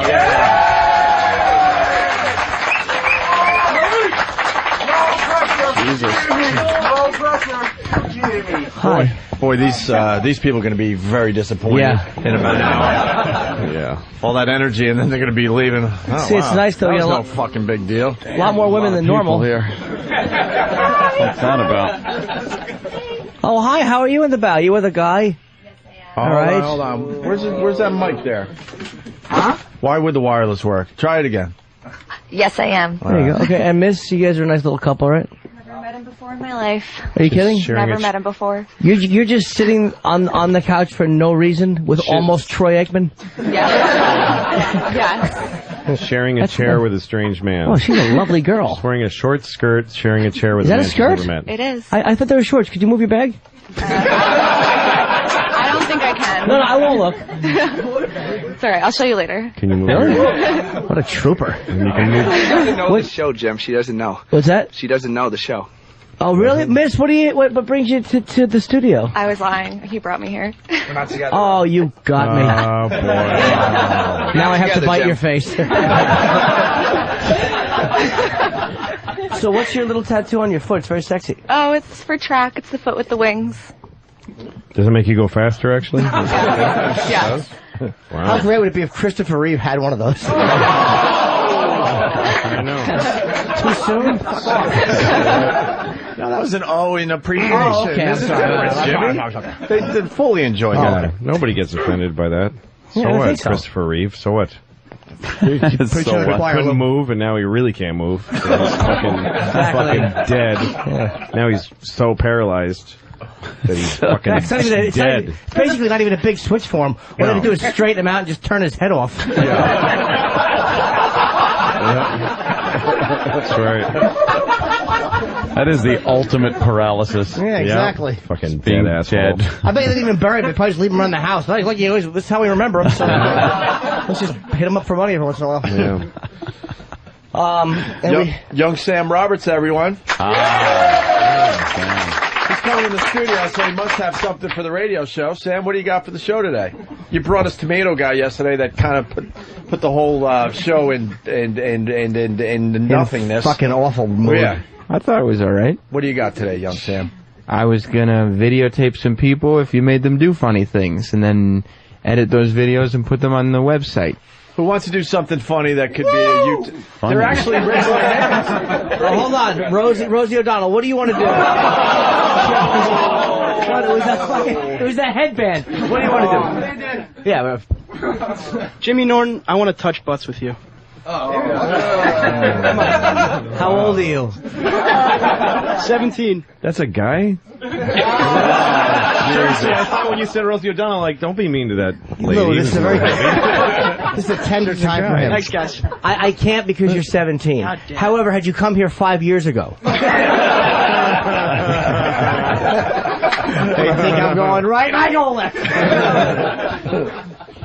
And what about the other guy who wants to do something? Whatever you want me to do.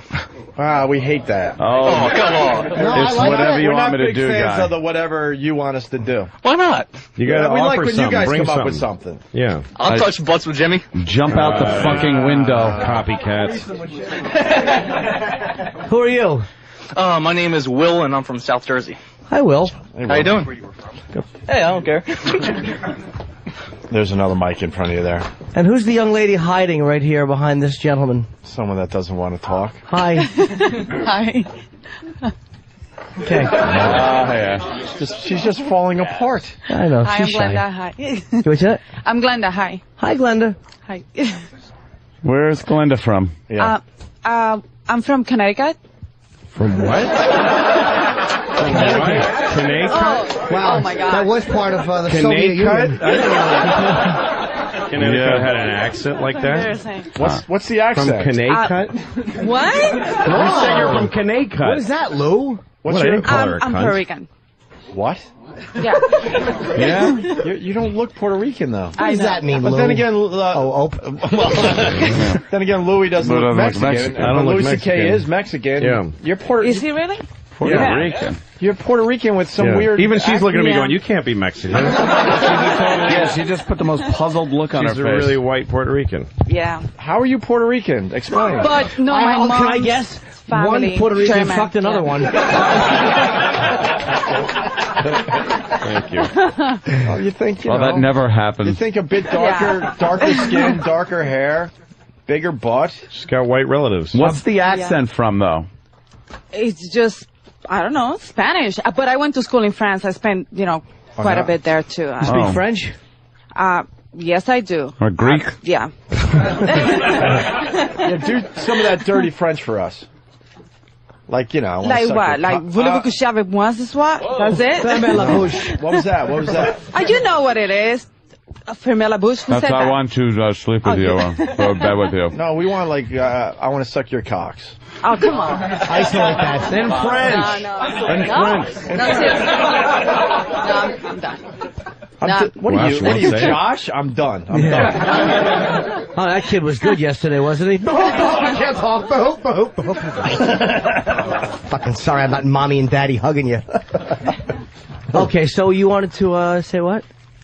She didn't want to say. You pointed her out. She didn't want to say anything. Yeah, she doesn't want to talk. She did, though. Say in She did? Spanish? Yeah, she kept fucking I can say in batterizing at Spanish me. if you want. Yeah, you won't definitely. swear in French, but you'll swear in Spanish? Yeah, because I want to hear if you know any. What? Do you know Spanish? He does. Yeah. Exactly. My first language. Louis, why don't you talk to her in Spanish? I don't feel like it. I'm eating a sandwich. I don't care. I don't need to prove that I'm Mexican. Just some fucking Puerto Rican from Connecticut. Do you see how they infight? That's why I don't know. I understand. Yeah. No unity. All right, why don't you say something? Why would I have unity from people from a fucking island? I mean, there's no similarity to Mexicans and Puerto Ricans. No, I know. Well, A lot of people just lump them in the same category. That's lazy. Exactly. It's lazy. Nothing. It's easy. Jesus. Thought we'd get more than that. Thank you, Jim. it was just so matter of fact. It didn't even sound like you were kidding. It wasn't a joke. It's just the way I think. Are you going to talk dirty for us in Spanish? Yeah, what do you want me to say? Whatever? Oh, boy. Jesus, Jim. Te quiero I mamar el didn't- What? pene ahora? What? What? I want to suck your cock now. Better than what I would have come up with. And then can you speak Spanish? No? I'm missing every fucking one here. She was implying that she wanted to suck my cock and then speak Spanish.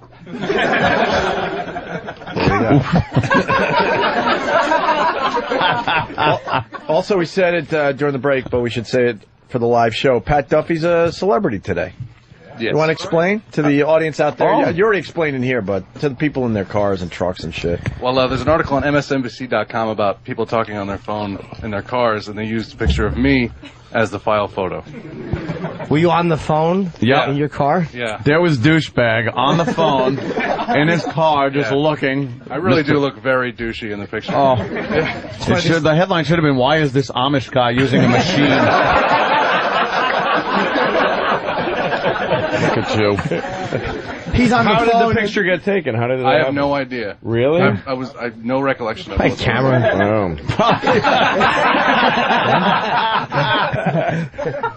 Fucking Duffy's on the phone, but you see the back. There's like a fucking a dog leash and like a bloody ribbon in the fucking in the bumper. He's whistling. It's all tarped off. Little patent leather shoe. Funny with a never again to be buckled buckle. Golly, thanks, Kenny. I asked Kenny for peanut butter and A celery. dog? A dog.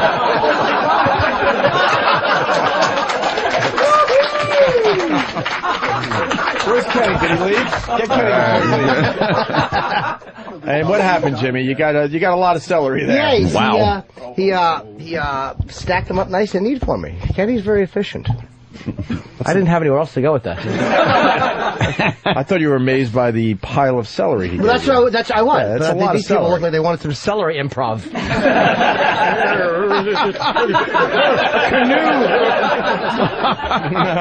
Club Soda Kenny, everyone, once again, yes. We're doing sitcom entrances once again on the show today. Oh, right. Kenny, a lot of celery there. Yeah, well, Jimmy might be hungry. Oh, that's it. I got to be prepared. To do what? Stop the show in its tracks? You want some, Kenny? I like to make it nice. That was a nice presentation. It's too many. It's too many. Well, maybe, Lou, maybe you wanted to taste one and share your fruit salad? No. No. That's too many celery. I debated it, but, I did it anyway. Excuse me. Hey, Jimmy, you think there's going to be an email later apologizing for the abundance of celery from Kenny? I'm sorry if the pile of celery was visually unpleasant. This is no joke, people. Kenny will apologize later. I don't want him to. Anybody want a piece of celery? Yeah. Fuck. Hang. Yeah. Do we have any more? No, that's it. That's the entire celery bunch. Would you buy me one piece? No, it comes in a bunch, a stalk. It's a bunch or a stalk. What is it? It's a bunch of a stalk. I don't know. And I cut it up like nice for Jimmy. Oh, you cut that? Yeah, and I wash it. You went and bought his whole stalk of celery and then cut it into pieces for him? Yeah. They sell it like that. Faggot. Sorry. That's what like a personal assistant does. I know, and I'm You're not my sorry. assistant, though. But Kenny doesn't even He's wash your- the celery. he's your He assistant. just spits on it. All right, we got a question coming in from Stupid Canada. Let's say hi to Eve. Eve.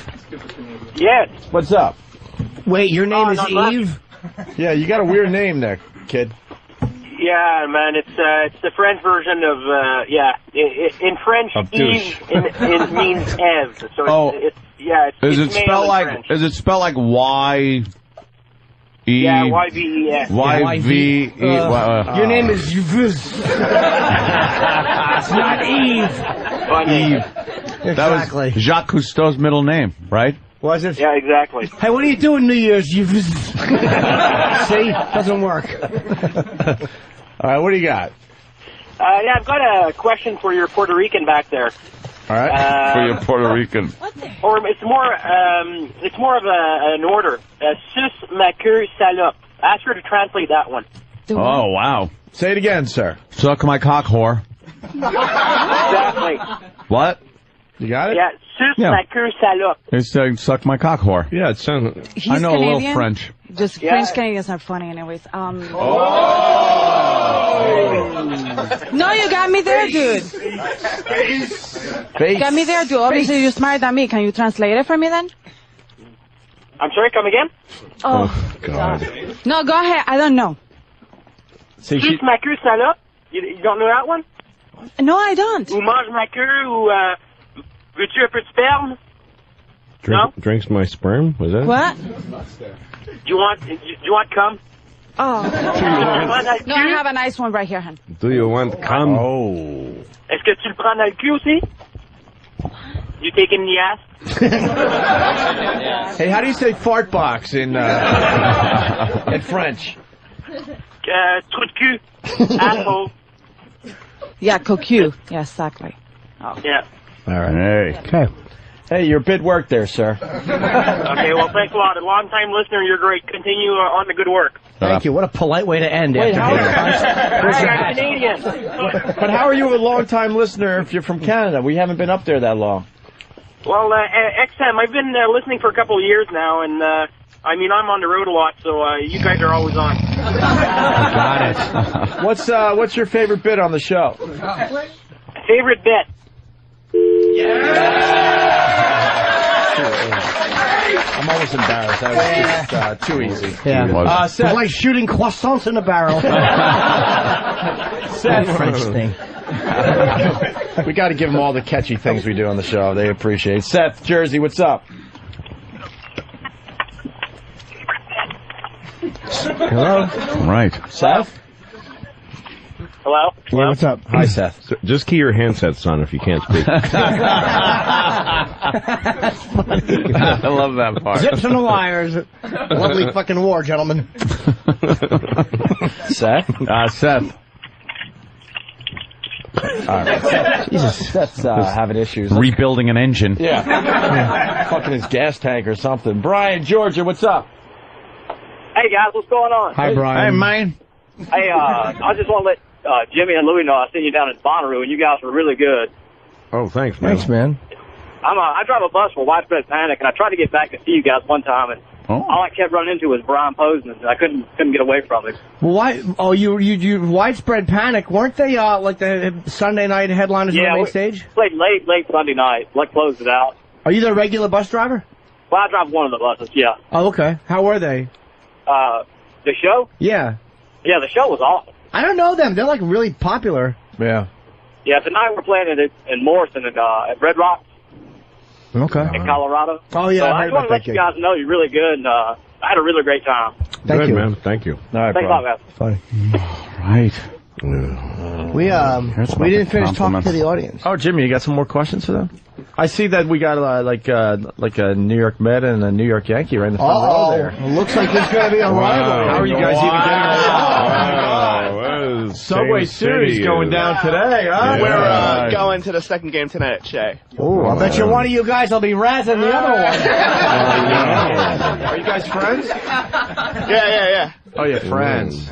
How great would it be if this ended with one of them in cuffs and the other one with a fucking broken Michelob bottle on his neck? Fucking friendship ruined. Night of blackout drinking. Question for the Met fan, because we talked about it earlier. Are you bummed that Shea Stadium's going away? That shit. Not really. It's a real shithole. Of course real not. shithole. And what about you, sir? But looking forward to City Field, though. Looks pretty awesome, and can't wait to drop $100 per ticket. You know, Per ticket? Per ticket. He's a little nervous, Jim. I know it happens. Are you happy that they're bringing the baseball hat, the apple hat, where they make a homer and the apple comes out of the hat? I'm gonna be honest. Yeah, I do. Why? I do want the. Why? How about a big asshole and then fucking Willie Randolph can fall out of it? That'll be fine too, Jimmy. That'll be. Yeah. What? I liked Willie. Wait, he's got a Willie Randolph joke. Like Willie Randolph hit a home run.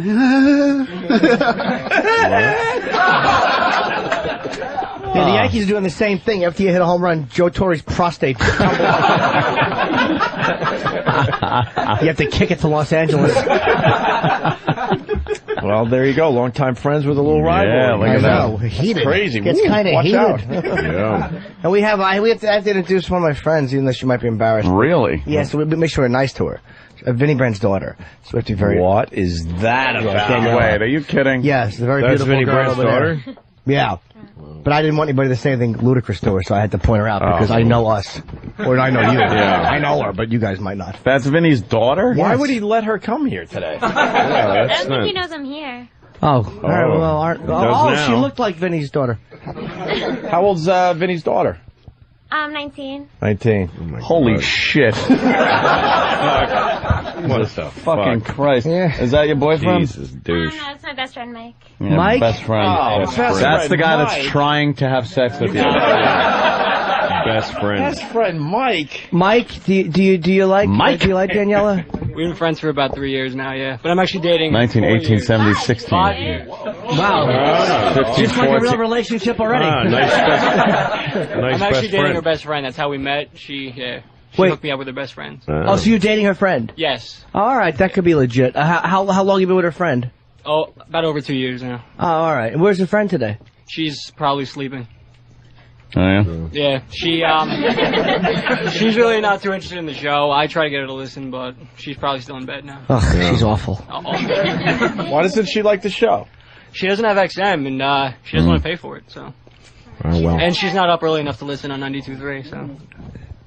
All right. Yeah. What time is it? 10, I was- 10, she's still sleeping? I was gonna buy her an XM unit actually. So. Yeah. Why don't you? Wait till the merger, though. But she's sleeping late because you fucked the shit out of her last night? Valid question, Mike. I can't answer that now. You can't answer that. All right. So now, of course, we all know your father, and I know your father for 15 years, maybe more. Is he like? Seems like 25 years. It really does. Yeah, It's endless. Boy. Does did he monitor everybody you date? I don't think he meets everyone I date. Oh. But Really? not really. Jesus. And he's a little, like, he's really scary when you meet him. I know he's scary, and I know him. I saw Vinny bite somebody's finger one time. Really? Yeah, it was many years ago when the Stretch Factory first opened, and Vinny, in fairness, was provoked. The guy was drunk, like a drunk patron, and Vinny was booting him, and the guy was pointing in Vinny's face aggressively, and I'm like, oh, you don't want to do that. And Vinny just bit his finger and held it in his mouth. Wow. And that man didn't point again for the rest of that. So you're a sophomore in college? Mm-hmm. Cool. What's your major going to be? Communications. Why, do you want to get into the business now? I don't know why I picked it's easy. And I don't know, if you're like good with That's a people, good life plan. communications is like a good major. Just as long as it's easy. Do you want to be an entertainer of some sort? Mm-hmm. What kind? Any kind. It doesn't involve like dollar bills. Hold on, excuse me. No Vinny's daughter's jokes, sir. Anyone else, please, you could spit on them, but I can't with her. I know her for too many years. You have to be very nice. What did you know when she was a little girl? Yeah, I remember I met my You knew first... her when she was a little girl. You knew her when she was a little girl. What do you, I'm not sure. I'm not sure. Smart ass. What? Oh, you never met her? What? No, he's saying he doesn't know you don't know what bit Anthony's doing right now. No. Right. I don't either. I need to start I first met her when she was... No, it was right after Kinnison died, I think. I went to her father. Your mom's the one that told me that Sam died. It's the whole story. Back in what, 91, 92? Did you watch Vinny change her diaper back in the day? No, I didn't. It wasn't that close. We were just doing gigs together. We didn't open up to each other emotionally. I would just pick up Vinny and he would scream about shit all the way to the gig, and that was the end of it. That was it. All right, so enjoy the show. Actually, I remember I met you when I was like 14, and I thought you were like really, really dirty. And I was just like, I don't even want to meet you anymore. And then after I met you, I thought you were the funniest person ever. Oh, thank you. And you taught me how to play chess. What's that? You taught me how to play chess. Really? Where do we play chess? At the Salé. Okay. Oh yeah, that's right. I forgot you came in. I was, but I met you like when you were like literally, you were really young. Oh, you don't remember, obviously. Yeah, she blocked it out. She'll remember in therapy. Yeah. No, that was like 90. She'll remember under hypnosis. And That's funny that her father has a more feminine voice than she does. Yeah, your father sounds like a midget. You know that, right? Yeah, I'm aware. I've heard before. It's a little obscure, but he sounds exactly like Matt Roloff from Little People, Big World. We did that bit too many times. We don't need to do it again tonight. No. Anybody else have anything I just never knew that he had a good sperm. Yeah, like you gotta hand it to him. Excellent DNA. What was what's mom looking like? Obviously your mom's a supermodel. Yeah. She's very pretty. I haven't seen her in years, but I haven't seen my mom in years. She doesn't look anything like me, anyhow. No. Wait, you haven't seen your mom in years? No, but I look exactly like my stepmom. Oh, okay. Yeah, that's really shady, actually. No, that's cool. No, you could pretty much fucked know up family. That's good. I like that. Wait, she looks like her stepmom? Yeah. Oh, how did that happen? Why do you have to be related to Vinny, man? I know. We got some questions to ask you. She's a very lovely girl. I know. Can I ask this? Why haven't you seen your mom in all these years? Oh, the Stress Factory, it's in New Brunswick. It's like the best comedy club ever. I'm sure you guys have all been there. This is the beginning to why she didn't see Wow. That is a good plug. He was asking my favorite comedy club, right? But how would one call it? Yeah. She doesn't want to talk about her mom. I understand. She doesn't want to talk about her mom. I figured I'd try at least, you know? Because we got a lot of guys around here that hate their mom, so I'm just maybe do you know how you would relate. Oh, do you know how stupid I am? I really thought she was getting into the mom story. I'm such a dumb motherfucker. No, Why am I in a business where I have to communicates for a living. I'm like, okay, but what about? Asshole. All right, we won't go there, obviously. I hope you're having fun. Yeah. Would you like a piece of celery? Yes, please. Okay. Peanut butter too. Yeah, of course. This is getting, Go over to it's getting Jimmy. weird now. No. I don't want She to touch your skipped food. over. Well, she knows me. No, I can't have to be nice to her. She's my friend. All right. Huh? She's fucking ridiculous. I just gotta be honest. Someone here's gotta be fucking honest. Yeah. Holy shit. Oh, very pretty, yes. Oh, look at Jim. Oh, very pretty. Yes. Oh, yes, indeed. That's no. If it was anybody else that you Yes, she's didn't very know, pretty. She's got a you'd little- already have fucking 18 MySpace phone numbers and every other being thrown at it by cannon. We have MySpace. We've MySpaced on each other. MySpace. You've Yeah. never seen more polite MySpaces. No shit. Godspeed, dear. Because I look at her, I see a pretty girl, but what I really see is a fist attached to a club on her. Yeah, you have stuff to lose. I read your book, Happy Endings. I thought it was fucking hilarious. I read it in one day.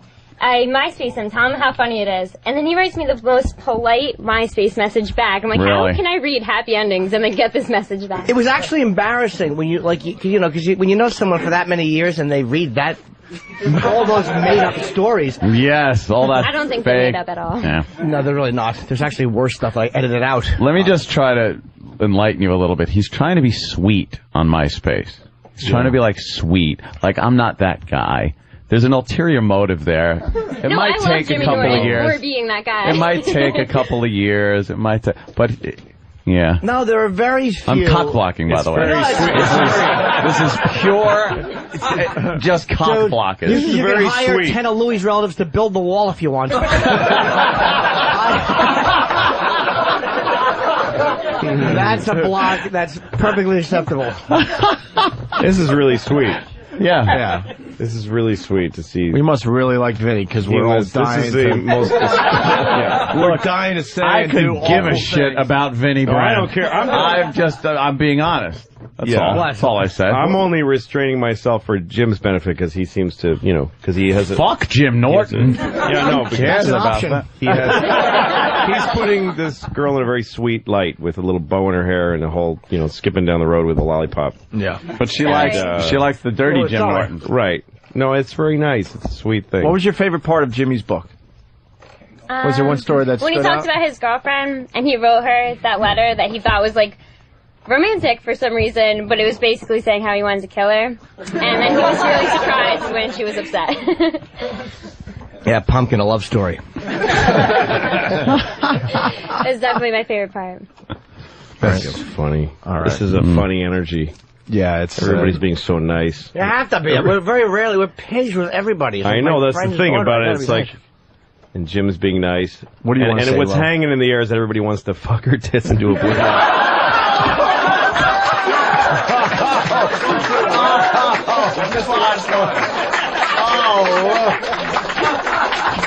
I'm sorry. Wow, Lou. I guess Lou doesn't need the stress factor. I'm doing a theater down the street.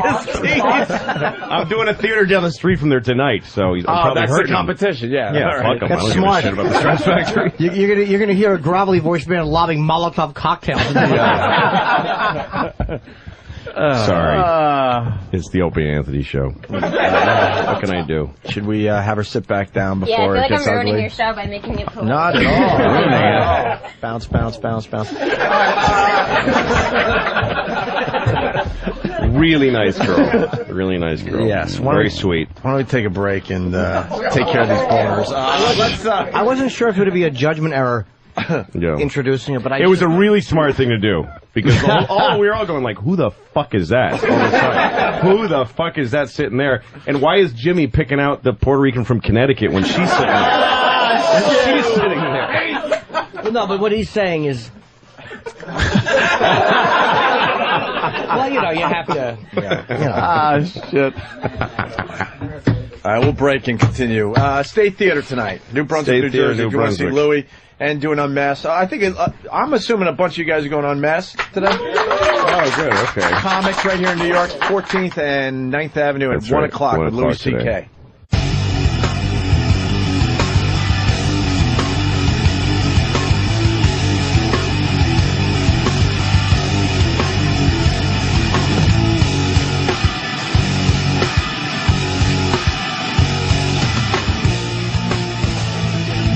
It's Opie and Anthony.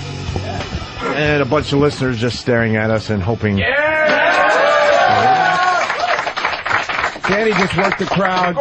Danny, you want to grab a mic? Danny was working the crowd, and we're trying headphones. We're trying to see if Louis got Anthony's headphones on. There you go. Louis all right. State Theater. I have ear aids. By the way, Louis, there was a little tension between you and Vinny's daughter. She kind of she made fun of me. She said, took a little shot at you during the commercial right, break. yeah. What'd you say again? Let's hear that again. Oh, I just said good luck at the show tonight. I think he's that's a great nice. comedian. Oh, that's nice. Thank you. But you said you'd never seen him before. Oh, yeah, no. Actually, no, I've seen him at my club, but I was just teasing him. I said, It's her he was club like now. plugging that he's working at the State Theater, and I asked if he was working at the concession stand. That's right. She gave a little good belt right to his Good stupid ribbon. redheaded balls. That's right. That's right. She's right. She said, my club. You're right, actually, eventually. Yes, will she will. be. Yep. Yeah, who knows? Your dad retires. I hope so. You could do the phone bit on the wall. That's right. That's funny. I want to buy the club, and then I want to just sit Vinny down and pour gas on the phone and set it on fire in front of him and go, now what? And then sell it back to him.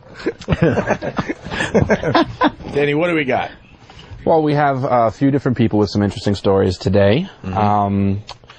We do have... Where is he? I can't see him. I just hear a voice. Oh. Danny. Me. Oh, there you are. I thought you were in the audience. Oh, no, I've been back here for a while now. Lou thought it was magic. Is this Danny in Danny? It's magical.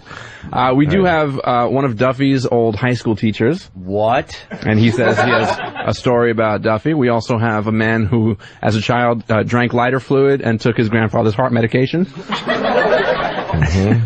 And we also have a gentleman who, in Korea, threw up on a hooker. You gotta go Korea. All right, that gentleman's name is Dan.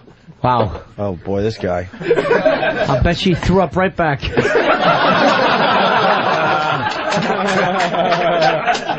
Thanks, Jim. Welcome aboard, Dan. By the way, he has his ass right in front of the lovely Yes, Danielle. please. Yeah. Please don't do that. All right.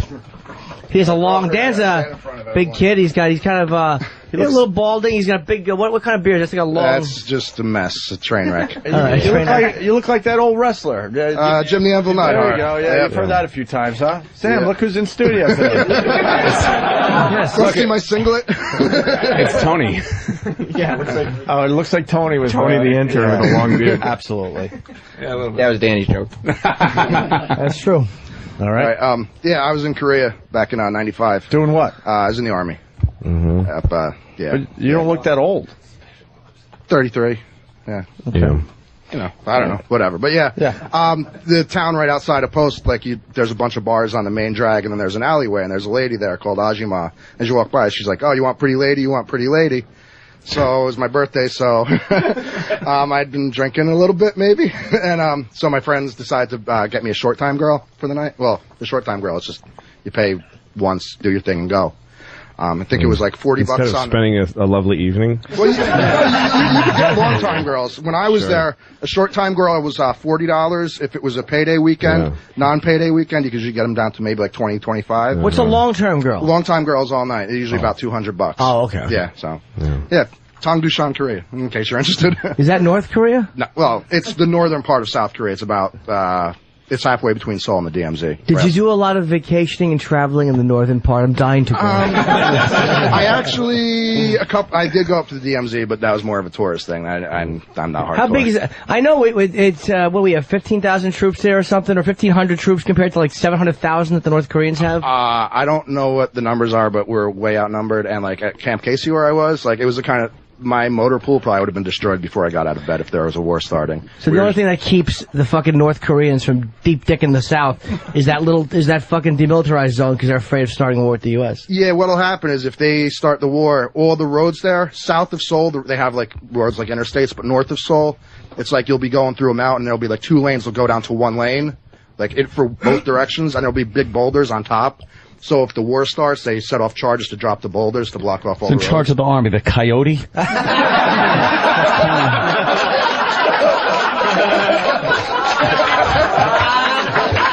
Ridiculous. Fucking Kim Jong-il gets out of a box marked Acme dictator. Wow. But well, I mean, this is like 10 years ago, but from when I was there, it felt like the troops that were there were just more of like a speed bump, just to slow the North down long enough until we could get troops resupplied. It was, it wasn't. Good luck to you, yeah. Yeah, it was fun at Christmas time when an American helicopter got shot down over North Korea. We had they called us out for it was like a Saturday. We had a long weekend, and everyone's in the barracks was stinking drunk. They come through like, formation, come as you are. So we all go out like in our shower shoes, carrying beers, like a helicopter just got shot down on the other side of the DMZ, so you might want to stop drinking. So when you puked on the hooker, what happened? Yeah, exactly. They started asking tactical stuff. Yeah, Why did the fucking thing get shot down? The guy got lost. Oh, and they shot him down? They don't play, right? Yeah. So short time. What did the girl say to you again when you were? Well, it's Ajima. Ajima's like the old lady would be like. So what did she say? She's like, you walk by. And she's like, you want pretty lady? You want pretty lady? My And friend's like, by the way, she probably knows how to say, "Would you like a pretty lady?" But she's like, "They like it when you drop the A." It's all fucking fake. You like pretty lady? And then she's like, "This fella wants a pretty lady. Let's get him one." But she knows you get turned on by her illiterate, stupid fucking Koreanness. Go ahead. So then they take you down in the alley, and they got these little it's like it's just like an alley, and there's these doors, and you go into the room, and it's like each one is probably about maybe a little bit bigger than like a garden shed, and there's just like a mattress on the floor. Awesome. And so you go in, and so you can take your clothes off, and you just start going, and I was just basically stick your dick in a petri dish. Yes. Exactly. Hey, my barracks was right next to the medical clinic, so I wasn't too concerned. Sure. But, yeah. Did you get anything? No.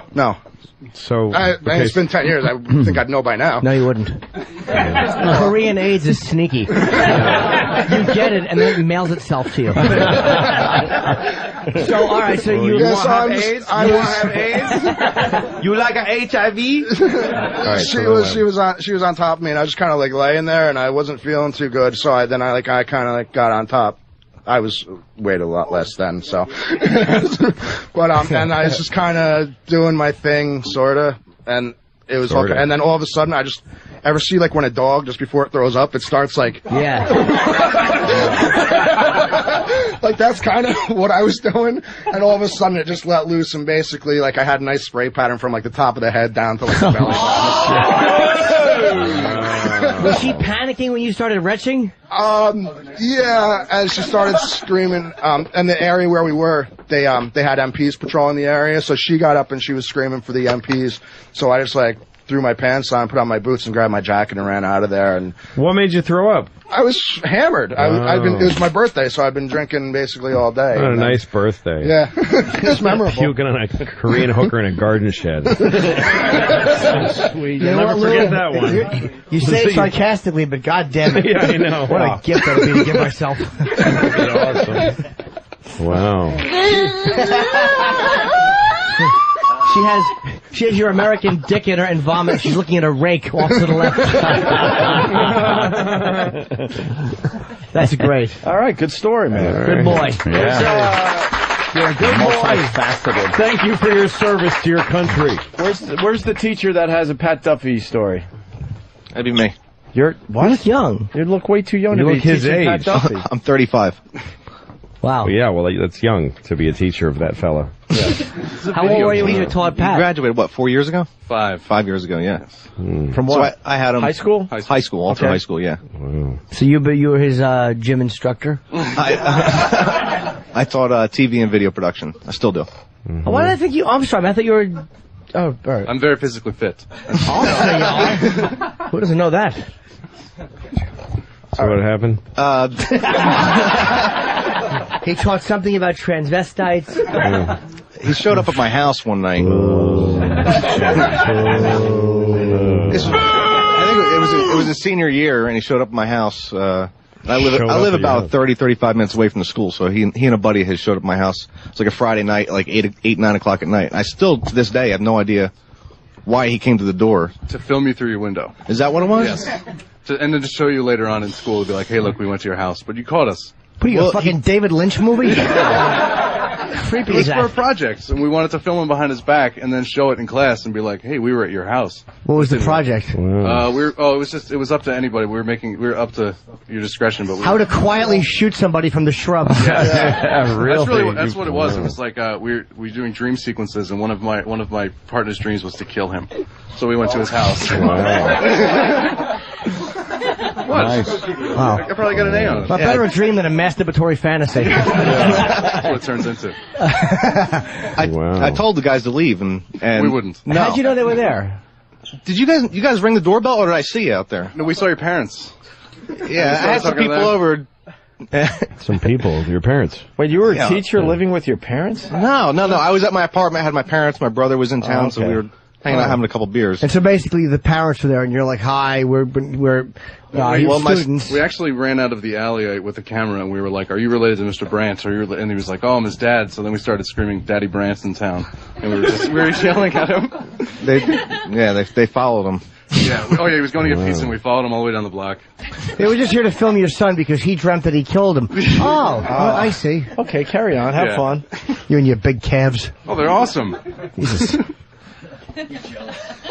You're jealous. No, That's Jimmy's terrific. got good calves. Believe me, they call me the fucking calf kid. So it was a few years ago. He actually came back to school. Has he ever talked about being a pathological liar? Oh, what the fuck? Now we're getting something. Oh, shit. No, let's get to the bottom of this. All right, long story short, I went to the high school, and I was like, Mr. Brandt. Bullshit.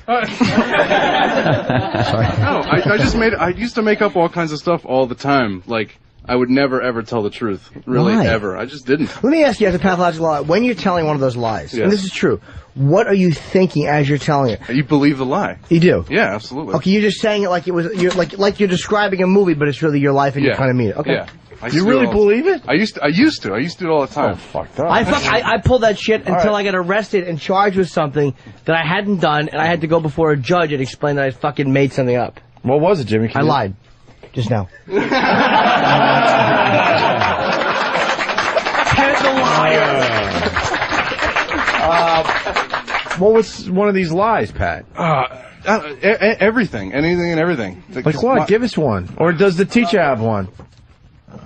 You got to remember one he told. At that time, he told me that he had previously gotten a computer, which he. Oh yeah. I told him that because he's a video teacher, and we were talking about video stuff, and I was like, oh yeah, I got the new Apple MacBook Pro. It's awesome. I got OS 10.2 and all this other stuff. I didn't have it at all. What a dick. Yeah, I know. No, but the worst part is he goes, oh, if I knew you had all that stuff, I would have just given you one of the old ones. One of the old computers, so I just fucked myself out of it. You see when you lie what happens? That's right. When he came back and he fessed up, and I ended up giving one of the old computers. Thank you. Pat, what's your deal? Were you touch funny as a kid? Where does all this come from? No, I'm just really angry all the time. Why are you angry? I don't know.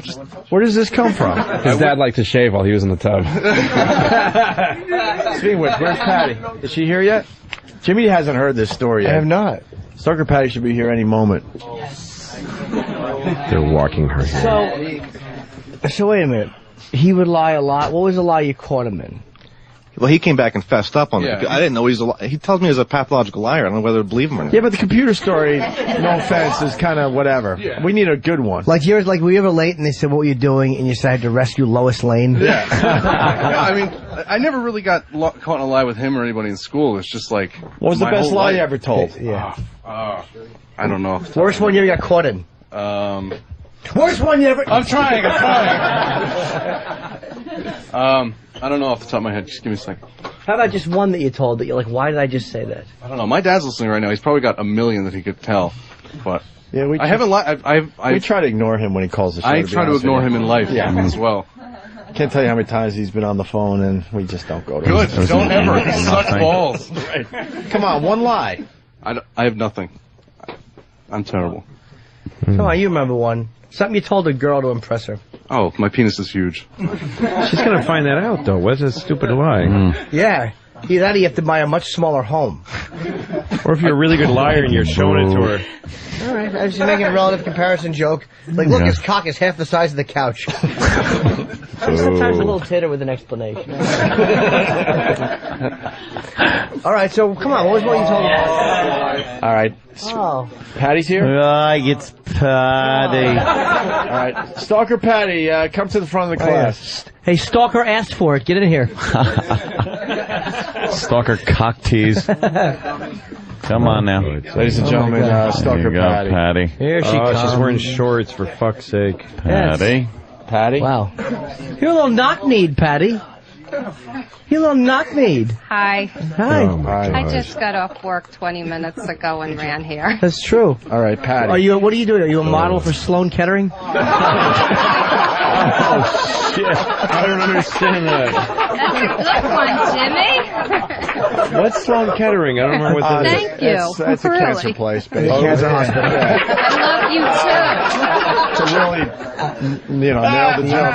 Patty, she looks like she's dying. Listen to Patty's improv. Oh, yeah. She's got an ashen face of death. Ladies and It's funny. out there in Radio Land.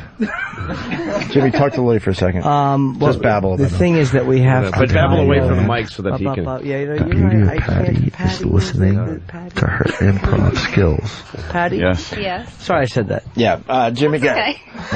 You can rip me back. I didn't mean to tease you. Yeah, give him a rip back. Nice there, socks.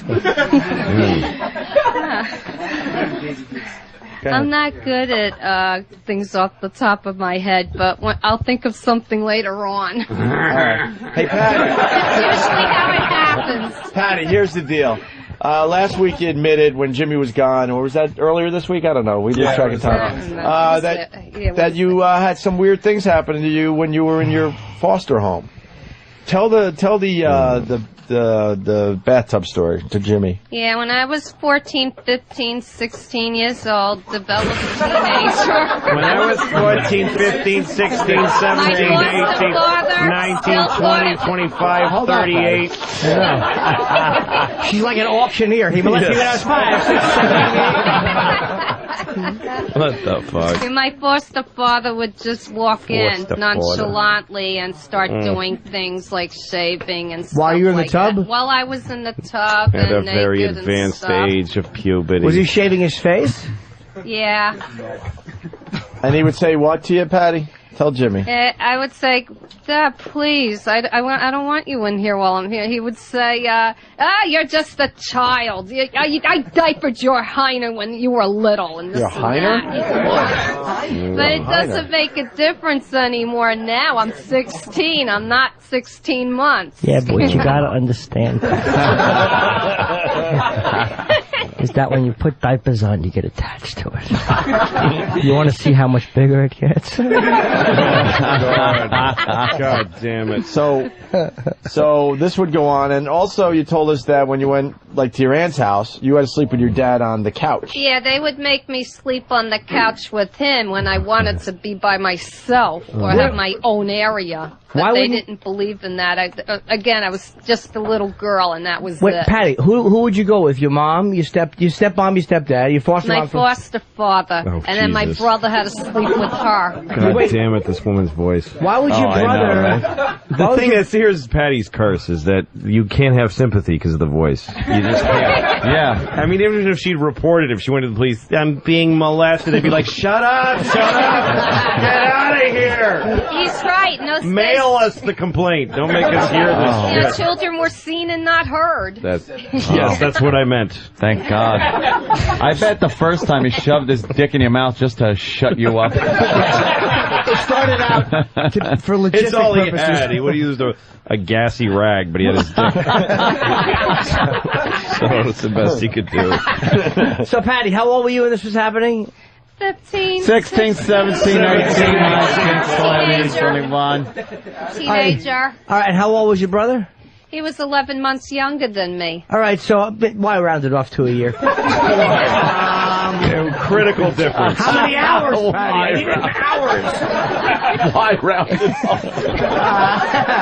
You'd get the wrong impression if she said a year. That's true. Yeah. She needed more syllables. Yeah. So wait, he would sleep with your mother? Yes, he would. Why not have your mom and you and I don't get it. I don't know why. I guess, you see, you would think that, because that would be more normal. That would be non-rapey. I didn't know what they were thinking. I had no idea what they were they really thinking. fouled that up. Yeah. That was silly of them. Yeah. So wait, you and your dad on the couch. Now, was it a sofa bed or was it just a sofa with cushions? It was just a regular couch, really big enough for one adult, but a child I could squeeze in there. I'm sure. Yeah. And I'm sure he did too. It wasn't very comfortable, and I didn't feel comfortable. Of course not. So what happened, Patty? How would you sleep? What position? He would be on his side, and you would be. Would you be face to feet, or how would you be? I would be on the side facing away. Sure, thinking of cotton candy He also stunk too because he smoked a lot of cigars, and that made him stink. So his breath stunk? Take it, yeah. Were you face to face? No, facing I away. was away. He was spooning her. How was he facing? Right? I don't know what was going on while I was sleeping. I had no idea. Goodness gracious. You do know. What now? That's what we're getting at. You're Patty. facing away. Yeah. He's behind you. Yeah. Now, is he facing away from you, or is he facing the same direction you are? He was on his back mostly, and he was a snorer. And his his left arm would be under his head while he was to snored, cover up the that's how he crying. slept. So, when did he first? Shut up. Stop! Shut up! When did he first? I'm sure at times he would roll over and face the same direction you did.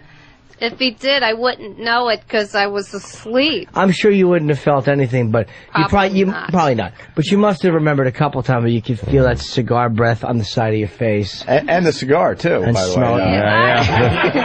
All I know is that when he put his arm across my shoulder or my stomach, I would want to pull away. I didn't enjoy that. I could understand. So he would put his arm across your stomach like he would hold you? Like, oh my God, I would try to go like this to get his hand off And what my would you feel? stomach. Now, I didn't like that kind of handling. Yeah, of course. I wasn't a hugger or going around, whatever like that. You know? I hate the huggers. Yeah. I'm not a hugger. My friend loves her. I'm like, you dumb hugger lover, get out of here.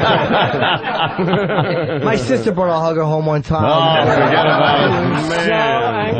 So, Fucking gold tooth hugger. So, Patty, hold on. You would feel him, now when he put his arm across your shoulders, Yeah, I would. obviously you'd feel it on the front of your chest, but how long would it be there for? I don't know. All I know is that I was used to going to sleep early, so I would just fall asleep almost instantly. And what It would seemed wake like you up sometimes? What would wake you up? His snoring. Other things. Or maybe if he put his hand too close to my side or something, I would start. Like when he would, he was fondling But I don't like know. a madman. when he would touch your stomach, you'd probably feel him pull back a little bit. Like did you think he was trying to keep you from falling off the couch? Maybe. I don't know. That was but, considerate. I wasn't sure. But you felt him pressing up against you from behind. Yeah, and I felt that was a little invasive. Did you feel him pressing up against you from behind? Like you felt his erection, you didn't like it. I don't remember his erection. I didn't, What were you wearing to bed? Just my pajamas. What were they? Regular flannels. Pajamas. Pajamas, just flannels. You know. Jesus. With the fucking They would have cute little round hearts trap on door them in the and back. Stuff like that. Little fucking glory hole pajamas in the back. She said they have cute little hearts on. So would he. Did he ever slide your little pajama? Or when he touched your stomach, would he ever put his hand up the shirt a little bit more than you liked? He didn't put his hand under my clothes. No, I don't remember him ever doing Don't that. remember. Yeah. Was he ever naked in front of you? What? Was he ever naked in front of you? While shaving or something? Yeah.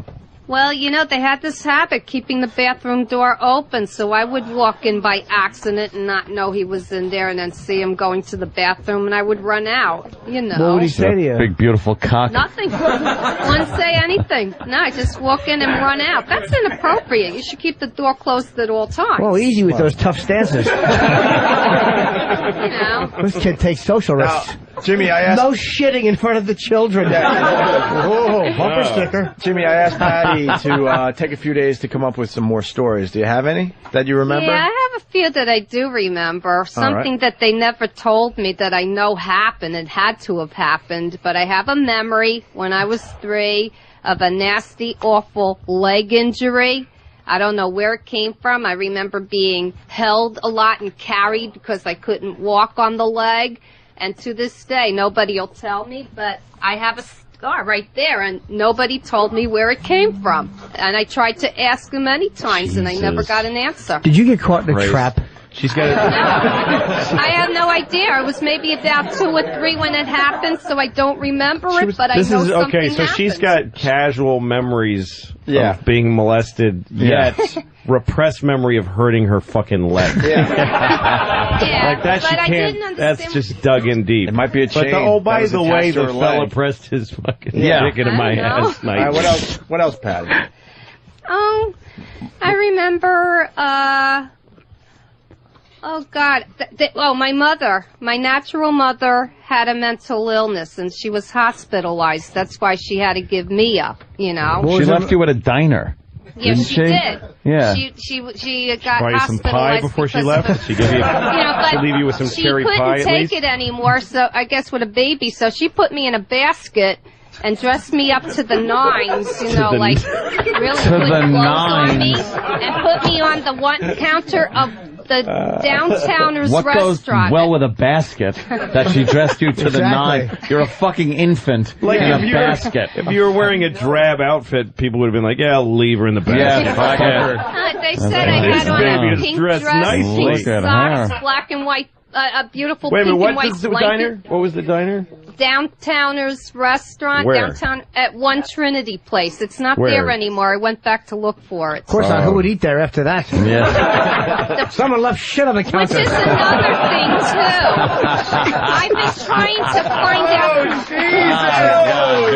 Oh, Jesus. Oh. You know, I've been trying to God find out fucking damn it in the ass. I've been trying to find out the circumstances with Yeah. that, and I'm trying to Yeah. look for a police report on whatever. it. Listen, Yeah, we well, want, that'll unlock everything. we want and more stories about your make your dad. life There's no great. police report. Yeah. Check the ASPCA.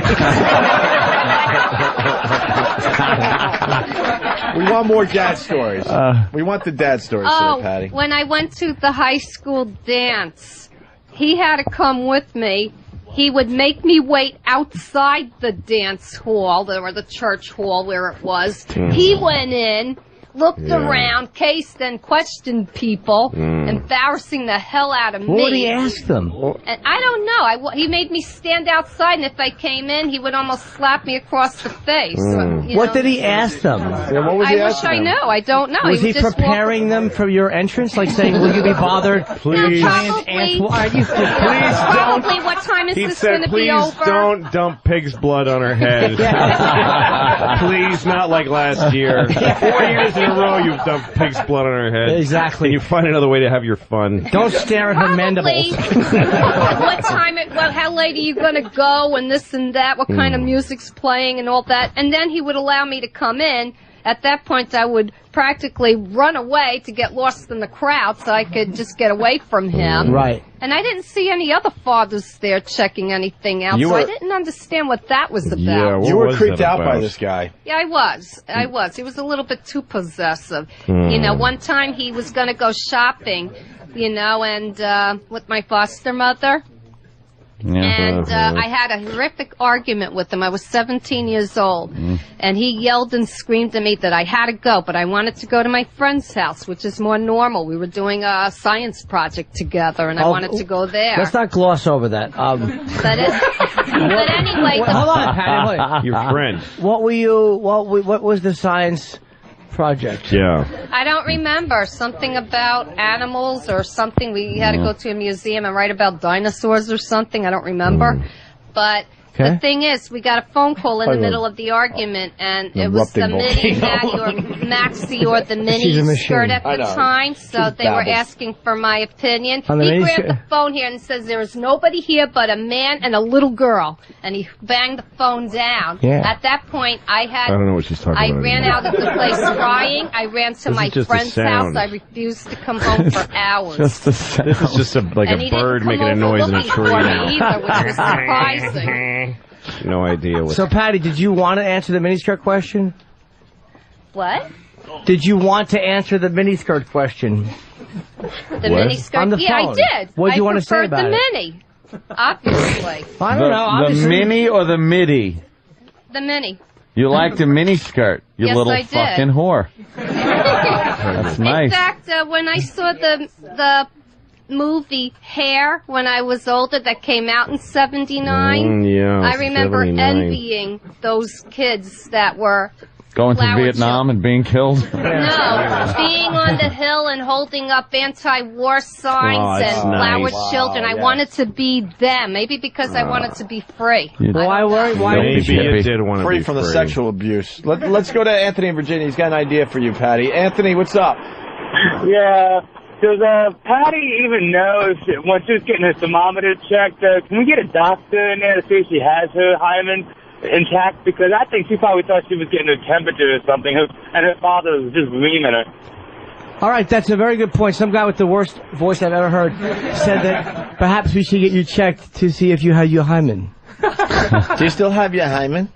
Every time I go to a gynecologist, they can't complete the exam because they say I'm too tight and it's very painful. If I do go to one, I want to be put out. That's the only way they can examine it is to put me out because there's no way I can stay conscious. Everybody in your life is lying to you. Do you understand that? Yeah. Jesus. Patty, I'm going to have to put you out because you're just too tight. That's the only way they Usually you can may wake up feeling a little Usually when a girl strange. talks about how tight her pussy is, you get a lot of, oh, It's wow. the only pussy you don't want to be tight. That is not hot. All I know is that they told me that if I ever had sex or, you know. Her pussy is like a fetus's ear. Not really, no. No, I don't have really? any. Oh, I thought Jimmy was being serious. I'm sorry, Patty. Patty, do you still get your period? Not anymore. It All right. stopped when I hit 50. Of course it did. Yeah. You hit 50 like a fucking freight train. And before that, did you use a tampon or a pad? I preferred a tampon. It was easier. Why? And was it a problem Easier putting it to in? Throw it away. No, I had no problem putting it in. I had a nurse show me how when I was at college. As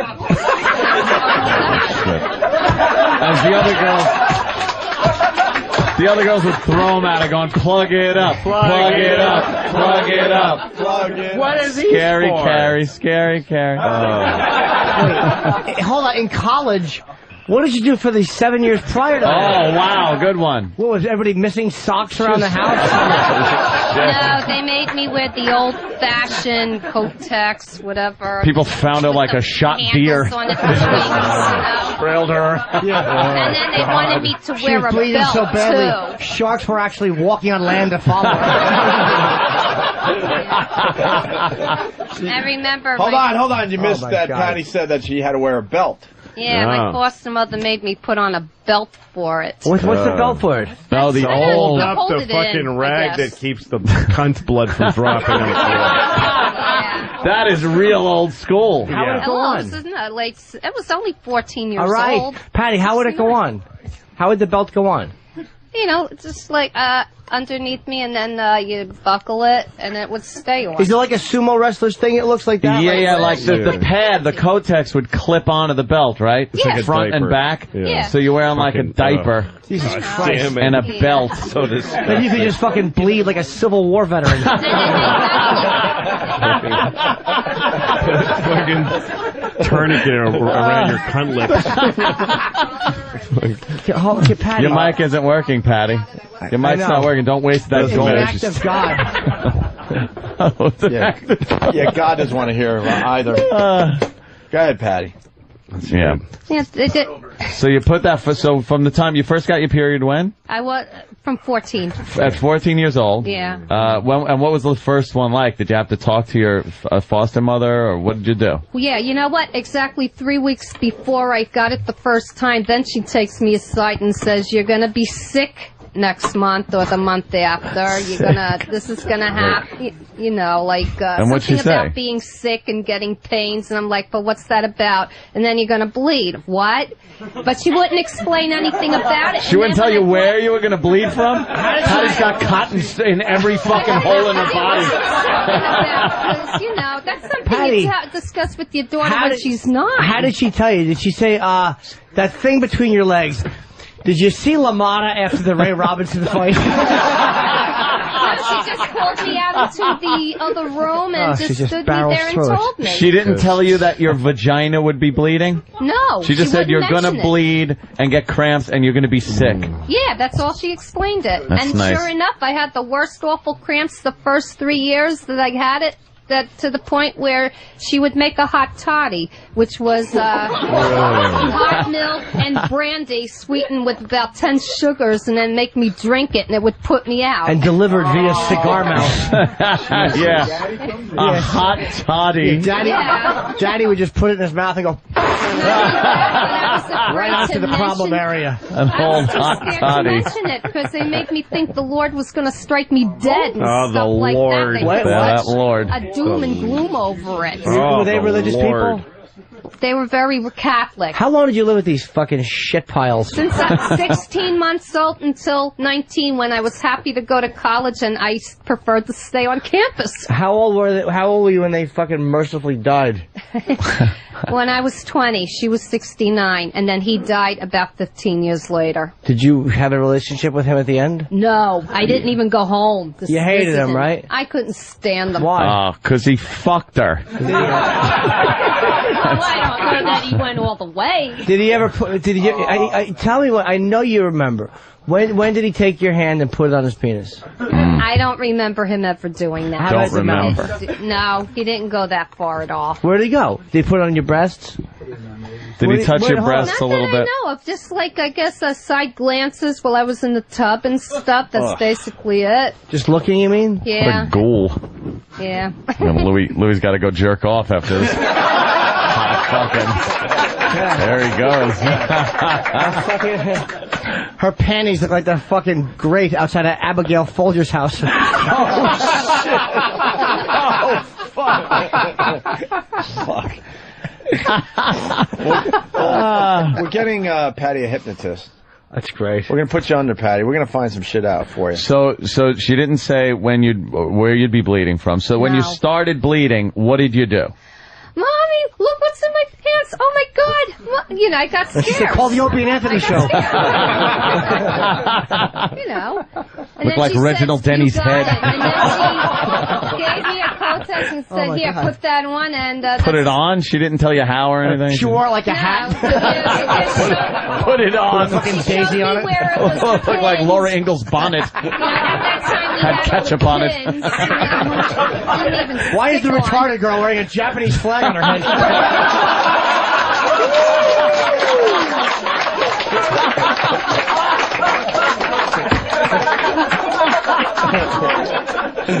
Holy shit. Fucking Patty. Wow. So you had no clue why you were bleeding.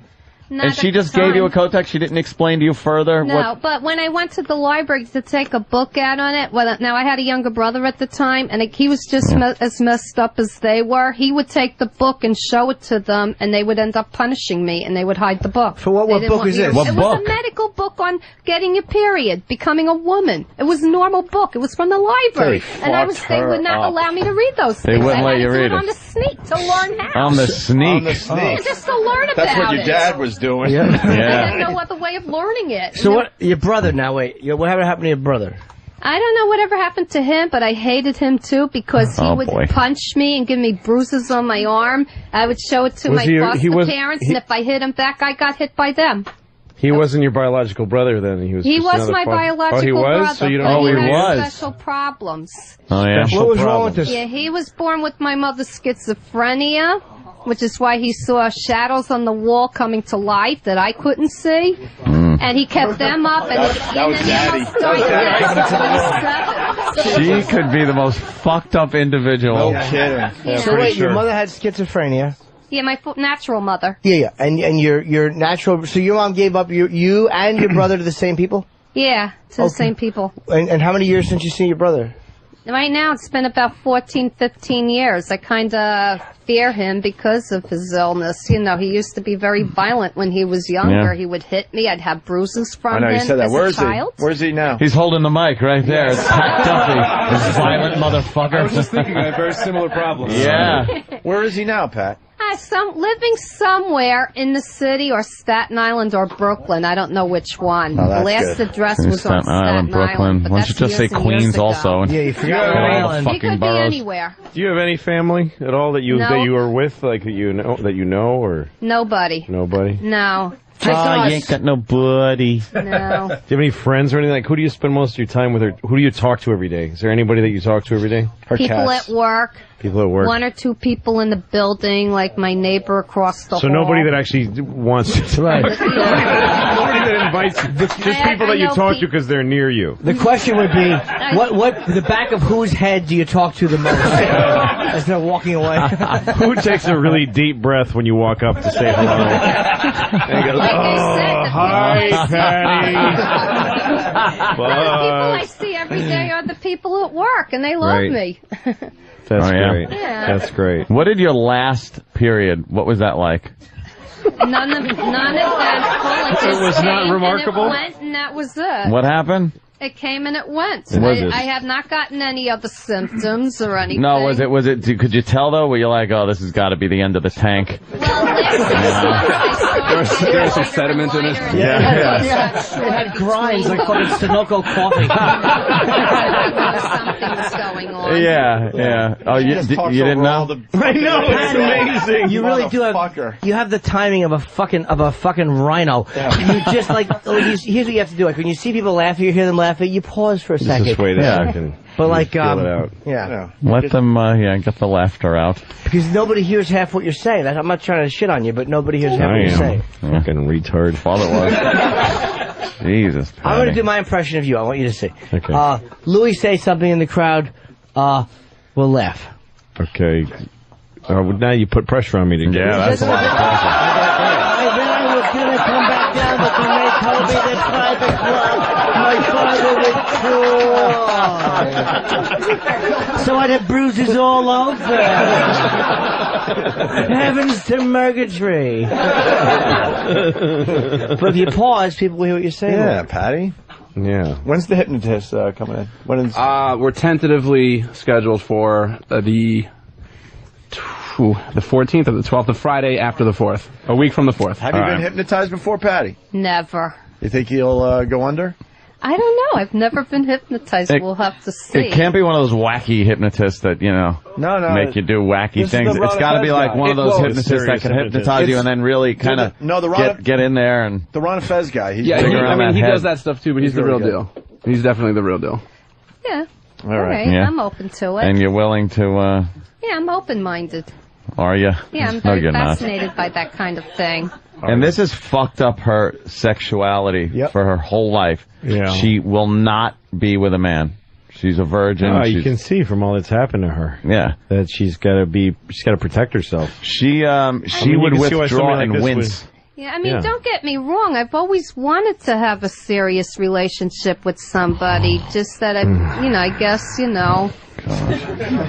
She's actually doing pretty well considering her background. I've had crushes Left on it. Shut up! Fucking say something positive about you. I'm trying to say something positive about you. Now, Louis, why would you yell at Jake Johansson like that? I don't know why I'm so mad at Hitler if he'd survived. He kind of looks like an old Hitler. if he shaved. Look, I just think that, she was left on a diner counter, for fuck's sake. Yeah. Raised by a couple of fucking Animals. creeps. Yep. Schizophrenic mom and brother. Some nurse shoved a tampon up her fucking pussy. And she's doing pretty well, considering. Yeah. I think, seriously, she's got a positive attitude. Yeah. She's doing terrific. She's got a positive attitude. She feels love from people at her work, and she likes coming here and sharing her life with us. She's all right. I like Patty. Here's the thing. Let me just correct you.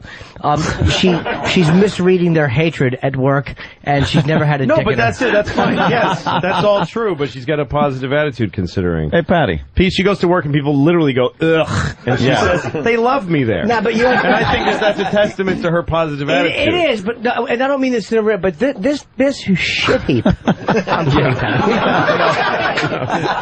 None taken. Patty, how did the nurse show you the tampon? Like, did she put it in you, or did she show you with something else? She just went with hand motion. She made her do a handstand and then threw it like a javelin.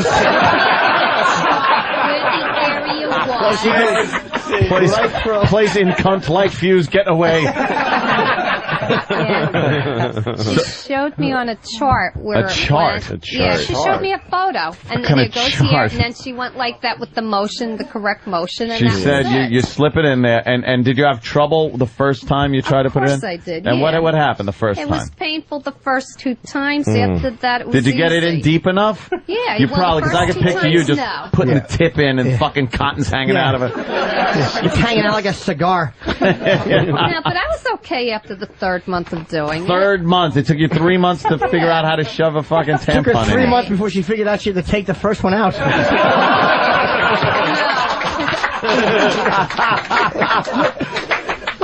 What, did you tell the nurse, so I got to stab it 3 times? I just thanked her and said, if I have any questions, I'll call you. I didn't have any questions. I kind of learned on my own. Yeah. I bet you did, though. You didn't put it in far enough the first time. Right. Because you were hurt. Was it painful? Yeah, the first Was it a little exciting, though? Like, were you kind of like, ooh, I'm putting something in my pussy? Yeah, the thing I liked best was the convenience. You Any question you want to answer. Forget the one I asked. And I like the convenience. Great. All right, 7-Eleven cunt. Anyone else getting the feeling that she's not talking about tampons here and she's talking about her dad? Yeah. He was there. After 3 months. So, Patty, how did you put it in? I'd lie on the couch sideways and then cry and shove it in. That's how things go in there. The nurse just said, sit down on the toilet and do it. Right on the toilet. That's where things go in your private. That's nice. First time you violated yourself, you were reading Beetle Bailey. Sit on the toilet. That's where the private, gross things happen. All right. Well, hypnotist for Patty in the very near future. Yeah, definitely. All right. We're going to do line of the day. Get these folks out of here so they could go to Unmasked with Louis C.K. Yes. Yes. Oh, yeah. Oh, yeah. And where again tonight? State. I can't remember. Either State Theater in New Brunswick. Tonight. That's right. 8 o'clock. Don't go to Vinny's Club. Go see. Go instead. Louis to the C.K. State Theater. All new jokes. Who's at your dad's club tonight? Yeah, who's the competition? It's Jim David. Jim David. He's so funny. Way funnier than Louis C.K. So if you want to see Louis C.K., you can go to the State Theater. It's in East Brunswick. Wow. Main Street. Oh, yeah. Jesus, she's a smart ass. I love it. I love the fact she just came out 2 cities over. That makes me so happy. Wow. All right. Look at that fucking contrast between her and Patty. That's crazy. Look at what can go awfully wrong. She's way too. They're made up of the same chemicals. Yeah. And that's where the fucking they thing actually ends. are not. Really? They are? No, I think one is Patty sugar and spice and one is shit. I had to. Of course. And you know her. I didn't know I was made of sugar and spice. Oh, thank you, Jimmy. That's very sweet. It was romantic. Jesus. Oh, Sorry, Christ. Lloyd. All right, Pat. I don't remember what happened. In the bathtub, the father's walking in. Fuck. His house, he wants to shave. Yeah. No doors. Yeah. No doors allowed. That's right. Little fucking. I don't know. Her house is a little rat maze. She goes, Dad, and he goes, give me a you think I'm looking at you? Are you fucking kidding me? Yeah. Stop it. Shut your mouth, diner mooch. Yeah. In a basket. What are you fucking? She's one of the little rascals. Let's do line of the day. Sponsored by Carbonite.com. Carbonite backs up your computer hard drive so you never have to worry about losing any of your files. Check it out at Carbonite.com. Promo code XM. At least 5 runner-up lines. Yeah, wow. We still got some that we're working on. All right, processed. All right, let's go with the first one. You can do one. We don't have any of them loaded yet. That's what I was thinking. E-Rock. Not E-Rock. E-Rock, get in here. How is it 11:15 and then not loaded? 11:15. Get in here, E-Rock. Give E-Rock the welcome he's due when he walks in. Hello, shit dick. What happened, E-Rock? I don't do line of the day. They were finishing cutting up some last-minute ones. They haven't loaded it yet. You don't do it. You're usually the subject of it. So we told Danny to stall because we weren't ready yet. I said we could at least start because a few of them are cut. Yeah. I don't have it. The rundown of what everybody voted on yet. Oh, Jesus. Is this embarrassing? I'll play stuff randomly. Why don't you I'm not attacking him. I'm just saying the list wasn't done. Why don't you entertain the crowd while we wait for it? Because what are we supposed to do? Stretch? You guys want to hear a joke from E-Rock? All right, E-Rock. Set up the microphone Sam's for E-Rock. cheering, yeah. Eric's going to stretch his shirts. Jimmy, would you like to do the intro for our next comedian, E-Rock? All right. Yeah, here we go. Ladies and gentlemen, you might recognize your next... Look at the panic in his face. You might recognize your next performer. That's it. Then again, maybe you won't. Coming to the stage, E-Rock, Eric.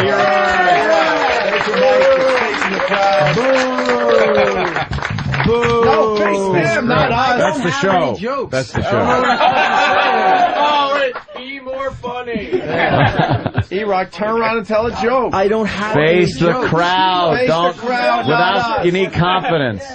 Yay, I have no jokes. How do you not have any joke? Start over. That was hilarious. Nothing to the table. How do you not have any fucking jokes? I don't know any jokes. From the time you were a kid till now, you've never heard one fucking joke in your life. I don't remember any jokes. Any. Just start talking. Just start talking. Joke. Or do an impression. Do something. Talk about something funny, a funny anecdote from your life. Yeah, let's go. Yes. Yeah, tell them something funny that happened to you recently. Go. Funny. Turn your whole body towards them. Turn your whole body. Don't Dead. Don't turn. They'll think they're watching Alfred Hitchcock. That's right. That joke. Okay. Let's see. One time, I punched my grandmother in the side of the face. He's killing me. It's not a joke. It's just it's a little anecdote here. Well, why don't you tell what led up to it, you dummy? Exactly. What did the old cunt do? Face the crowd. Face the crowd. You're doing good. No, this isn't funny. This is just what other happened? than punching her in the face. The rest of the story isn't that funny. Why'd you punch her in the face? Because she had a tendency to be abusive to a lot of the children in our family.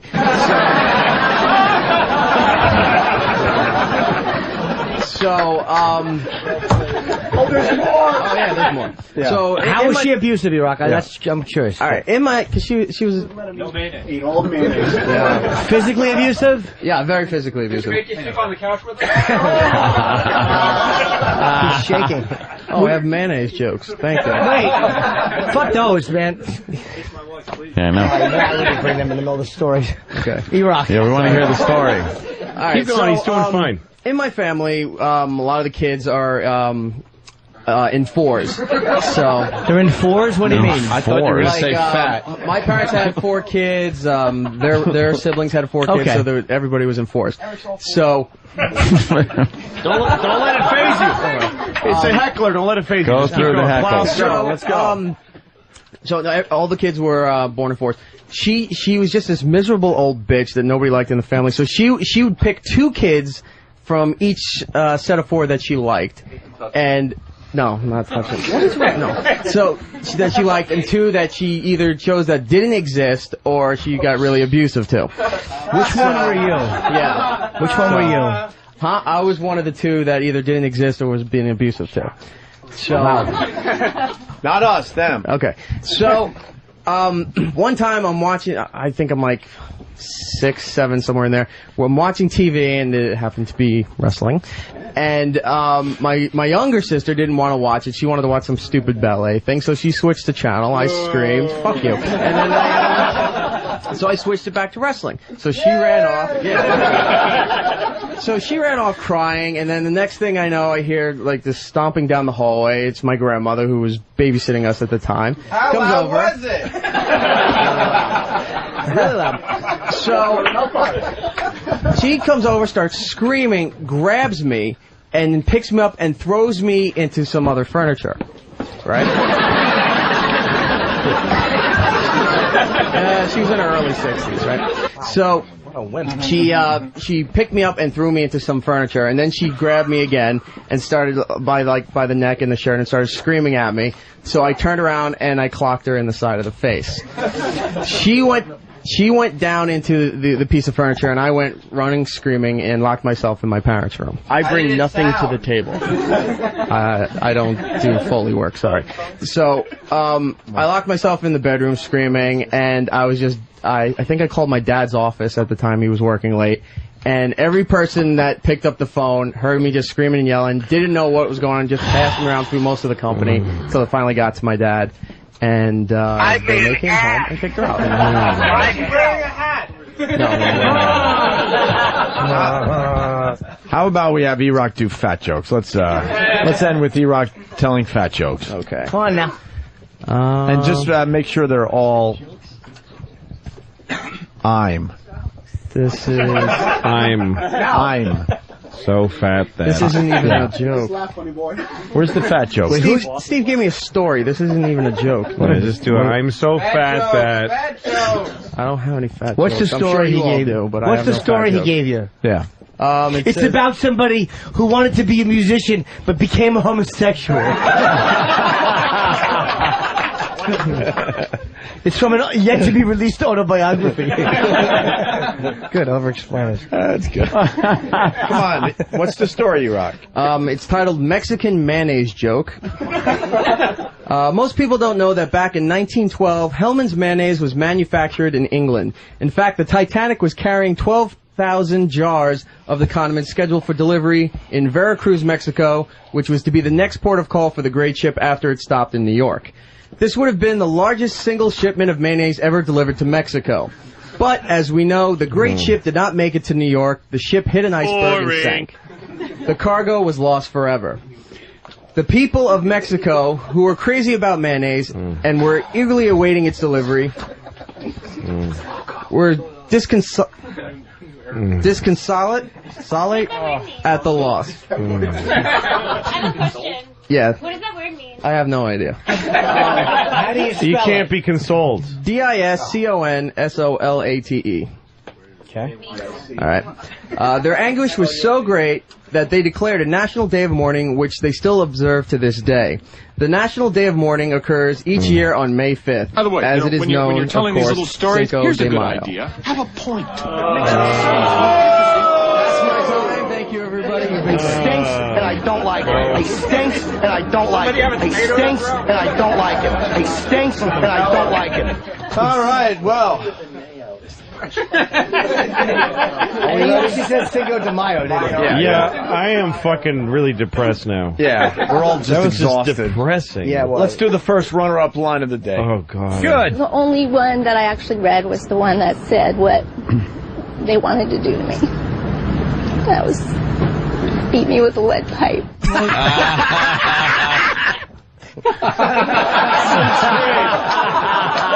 That lady got line of the. You got a runner-up line of the day. Yeah, she earned it. Somebody's got to let her know. That's a great line, though. Come on. It is. Right to the next one. It's the second Second you gotta Amendment. Be able to say whatever you want. and then shoot whoever doesn't like it. Whoever doesn't like what you said. Very funny. The next runner-up line of the day. What do you want to say, And what's Lo? hanging in the air is that everybody wants to fuck her tits into a blue ball. That was a biggie. Going unmasked today. No. Comics, 1 o'clock. 14th Yes. and 9th Avenue. That's Next right. runner-up line of the day. She's actually doing pretty well considering her background. I've had crushes Left on it. poor- Shut up! Trying to fucking say something positive about you. Let's hear it for Stalker Patty today. You know, she will be hypnotized on our show in 2 weeks. Yeah. 2 weeks. July 11th. July 11th. Next runner-up. A beautiful Wait a pink minute, and what white is the blanket. diner? What was the diner? Downtowners restaurant Where? downtown at One Trinity Place. It's not Where? there anymore. I went back to look for it. Of course not. Who would eat there after that? Yeah. Someone left shit on the Which counter. is another thing too.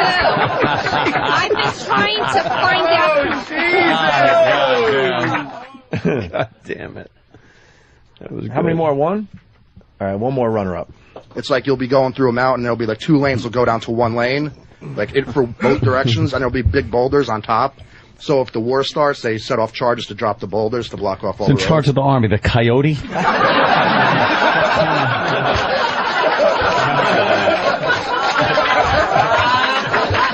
ridiculous. Very nice. You guys have fun today? Yeah! Here's your line of the day. Here comes line of the day. Line of the day.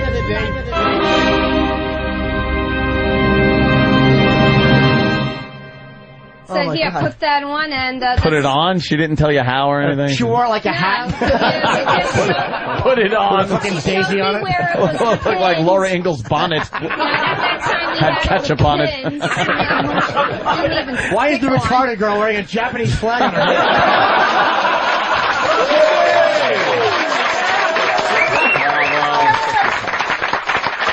I kind of just babbled through that whole thing. Babble, babble, babble. I want to suck your cocks. Whoa. That was a good tag. All right, guys. We'll see you soon. Thanks for coming by. Yeah, Thank you. Have a good weekend. We'll see you guys Monday. Hopefully.